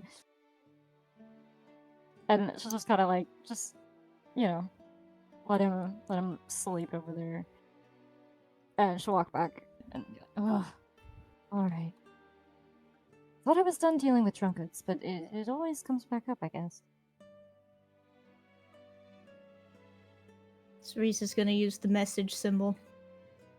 Oh, I'll message. It's like, I just don't want to draw any unnecessary attention since we kind of took those papers from him. But He gave them to us of his own volition. I mean, we are just doing him a favor. true. Oh, that's true. But now we have the papers. Fortuna's truly smiling upon us this day. Tee hee. And I'll kind of update everybody. I'm sure you guys were around, but maybe didn't catch all of that. So I'll update the whole group on like, hey, this guy is a building inspector and he's supposed to investigate the bank, and we just got the permission to do that. So we're that's one way into the bank.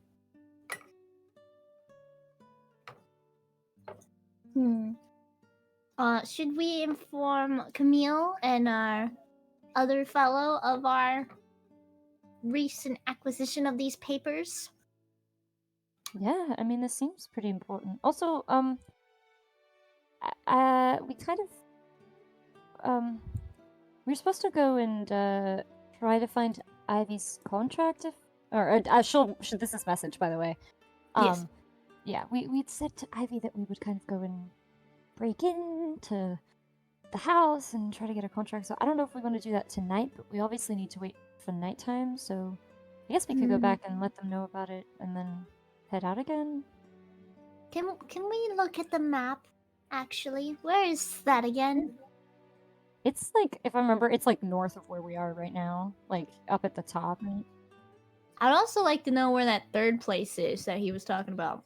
Oh yeah, the magic shop. Oh yeah, so her house is up here. Her house and is then- here, and then he yeah. has a contract. He has a contract for the magic shop, the bank, and then what was that third place? We might as well check it out. Oh yeah. 13 Lamprey Lane. Thank you. I totally forgot. Where's that at? It's in the That's chat. Oh. I mean, on the map. Oh, okay. I have no idea. You have to kind of like squint your eyes a little bit and lean in to see all the little tiny scrawled street names to find it yourself. But from what you estimate after looking at the map for a little bit, Lamprey Lane is actually the street you walk down through the wash. Oh, Yes. we've been there. Okay. What And so you is it estimate still? the house that he was supposed to inspect is actually on that road. Okay. Ooh. Is it still like midday or like afternoonish? It's kind of like maybe 2:30ish in the afternoon. Yeah, I think we can. Honestly, the 52 Marlboro Boulevard is on our way back-ish. If we go a weird way, Mm-hmm. we could check that out, both for this new side quest and because they might have something that we need for the Dragonborn. And then we can probably also check out the other, and then go house robbing at night. Yeah, we can head back to the Tipsy Quipper to Yeah. fill our other two partners in crime. We can fill them in. Yeah. I wonder if they have any experience in thievery. I don't know how we're gonna get into that house, but we gotta figure it out. Bro. Well, we'll figure something out. But yeah, Yeah. so our Yeah. new I didn't- yeah. route. Sorry, I didn't mean to interrupt. Oh no, Well- I'm not saying anything. Oh, but our new route would be the Marlboro place first, then the wash. Right? Mhm. Okay, so yeah, and then to the wash, and then we'll Would be- head back to the Tipsy Clipper, unless we have somewhere else we want to go or need to go. I don't know. I mean, we Oh, gotta definitely yeah. check out the bank, but I mean, now we have our reason for going in there. Yeah. But our most recent time quest is breaking into that building to get the contract, right? That's the Yeah. most recent one. Yeah. Mhm. Yeah. But we have to wait, So- I think, for night for that. So Yeah. I think we can stop by the closed The magic Quipper. shop. Or- Yeah, Okay. and then the Quipper, yeah.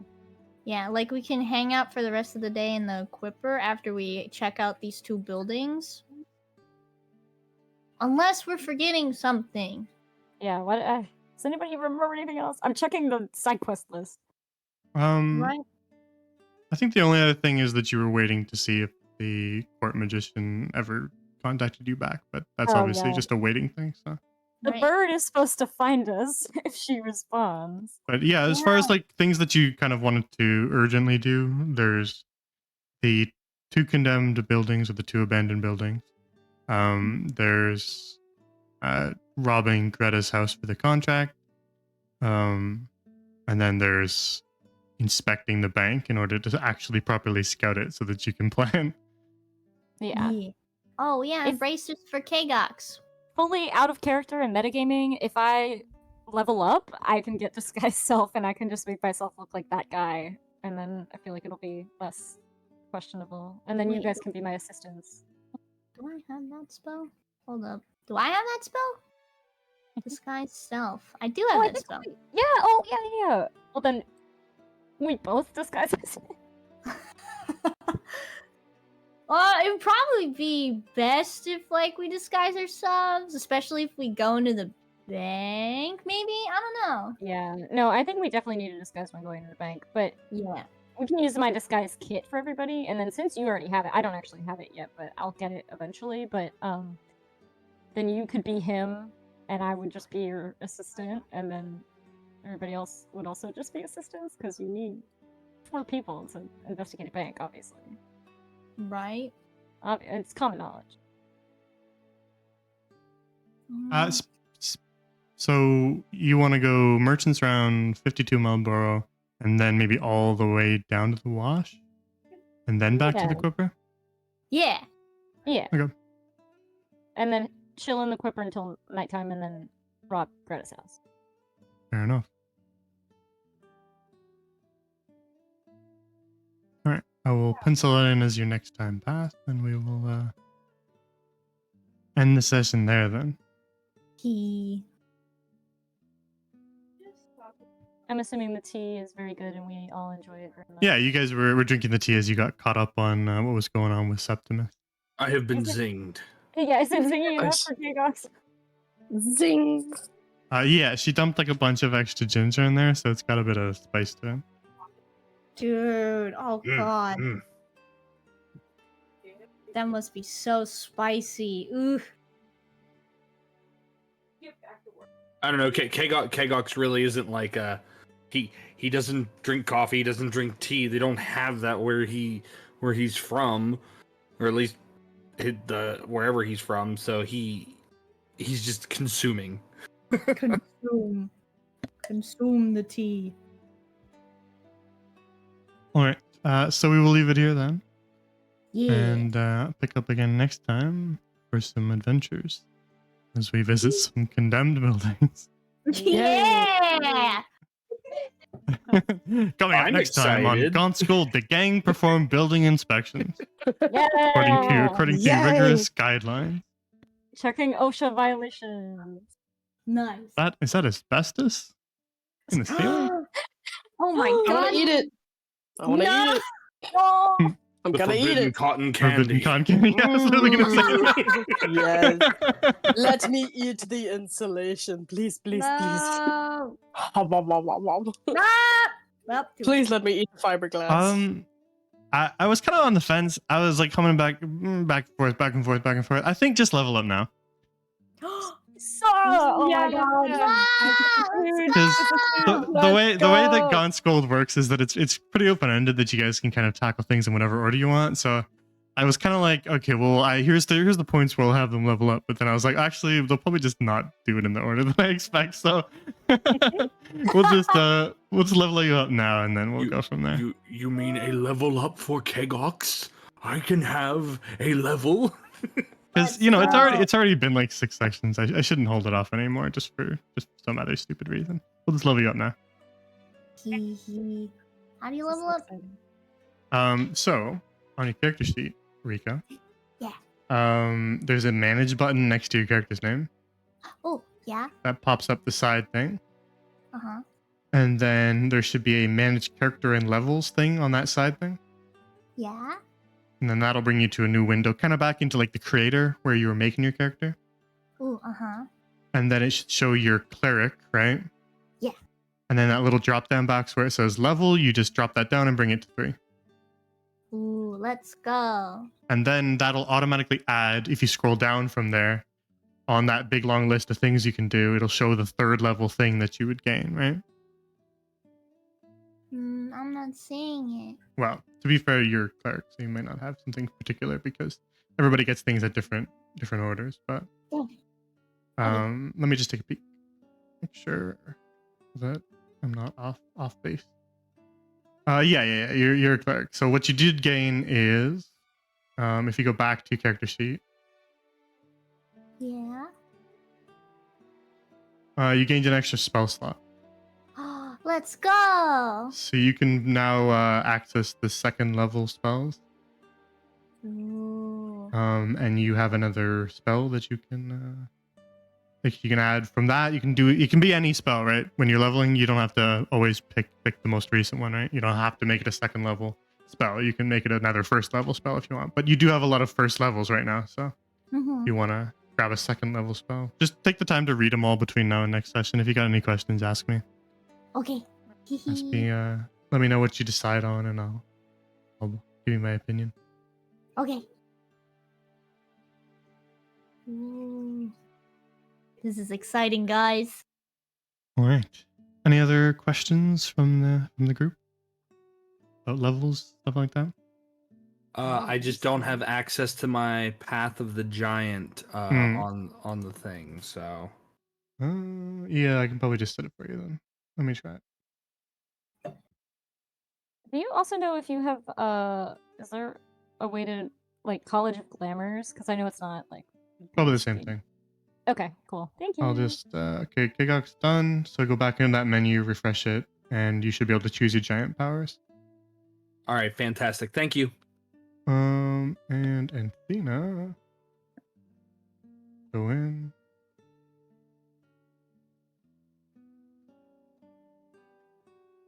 Hard college, and you want glamour? Yeah. Perfect. Okay. Yeah, that's now set. So you should be able to go and refresh that and see your 3rd level gains. Perfect. Get your expertises. You get your mantle of inspiration, and you get your enthralling performance. OMG. This is so Ooh. exciting. Hee hee. Enthralling performance. That seems familiar.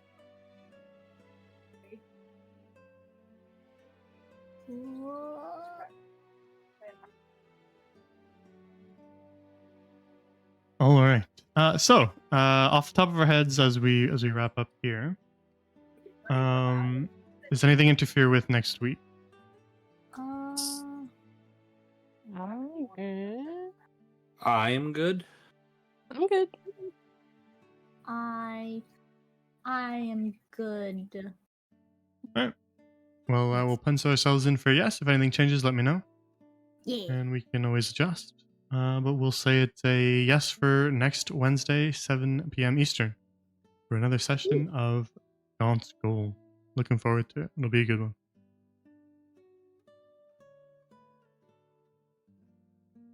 So we will wrap up here. If you guys have any questions about level stuff, spell choices, and things like that, please feel free to message me whenever, even if you think I'm busy or something, or if I'm offline. I'll get to it when I get to it, so just feel free to send me the message anyway. Yeah, we'll pick up again next time. Make sure you get all your spell choices and stuff and all that sorted for the next session. And we will wrap up here. So, thank you, players, for playing. Thank you, chat, for watching. And have a good night, everybody. Thank you, Gran. Thank you. Thank you. Of course. Thank you. Have a good night, everybody. Oh, the next stream, actually. The next stream will be Friday. Also 7 p.m. Eastern. For Enshrouded with the gang. Rico will be there. Yeah. Einstein RP. It's gonna be Einstein RP. Nice. Oh my god. Yeah. We're gonna I'm gonna split the build- atom. Dude, you're gonna split the atom and I'm gonna build roofs. Because I know Yep. how to, I'm an expert now. We'll hold you to that. Please don't. Yeah, I didn't think so. All right, so that'll be the next stream, Friday, 7 p.m. Eastern, Enshrouded. It's really fun and really cool. So we will we'll play it. You can come see Seraphin's Snot Tower, my really empty library, and Rika's slightly wonky roof. And Einstein will be there, but he's trapped in the body of an 11-year-old boy. Because What? apparently all of the characters have little tiny manlet bodies in that game. Oh, Wonderful. awful. So yeah, it'll be a good time. Exactly what I want. Yeah, exactly. If that sounds like a good night to you guys, then tune in. Heck Sounds yeah! like wonderful. All right. Take care, everybody. Thank you for watching. Have a good night.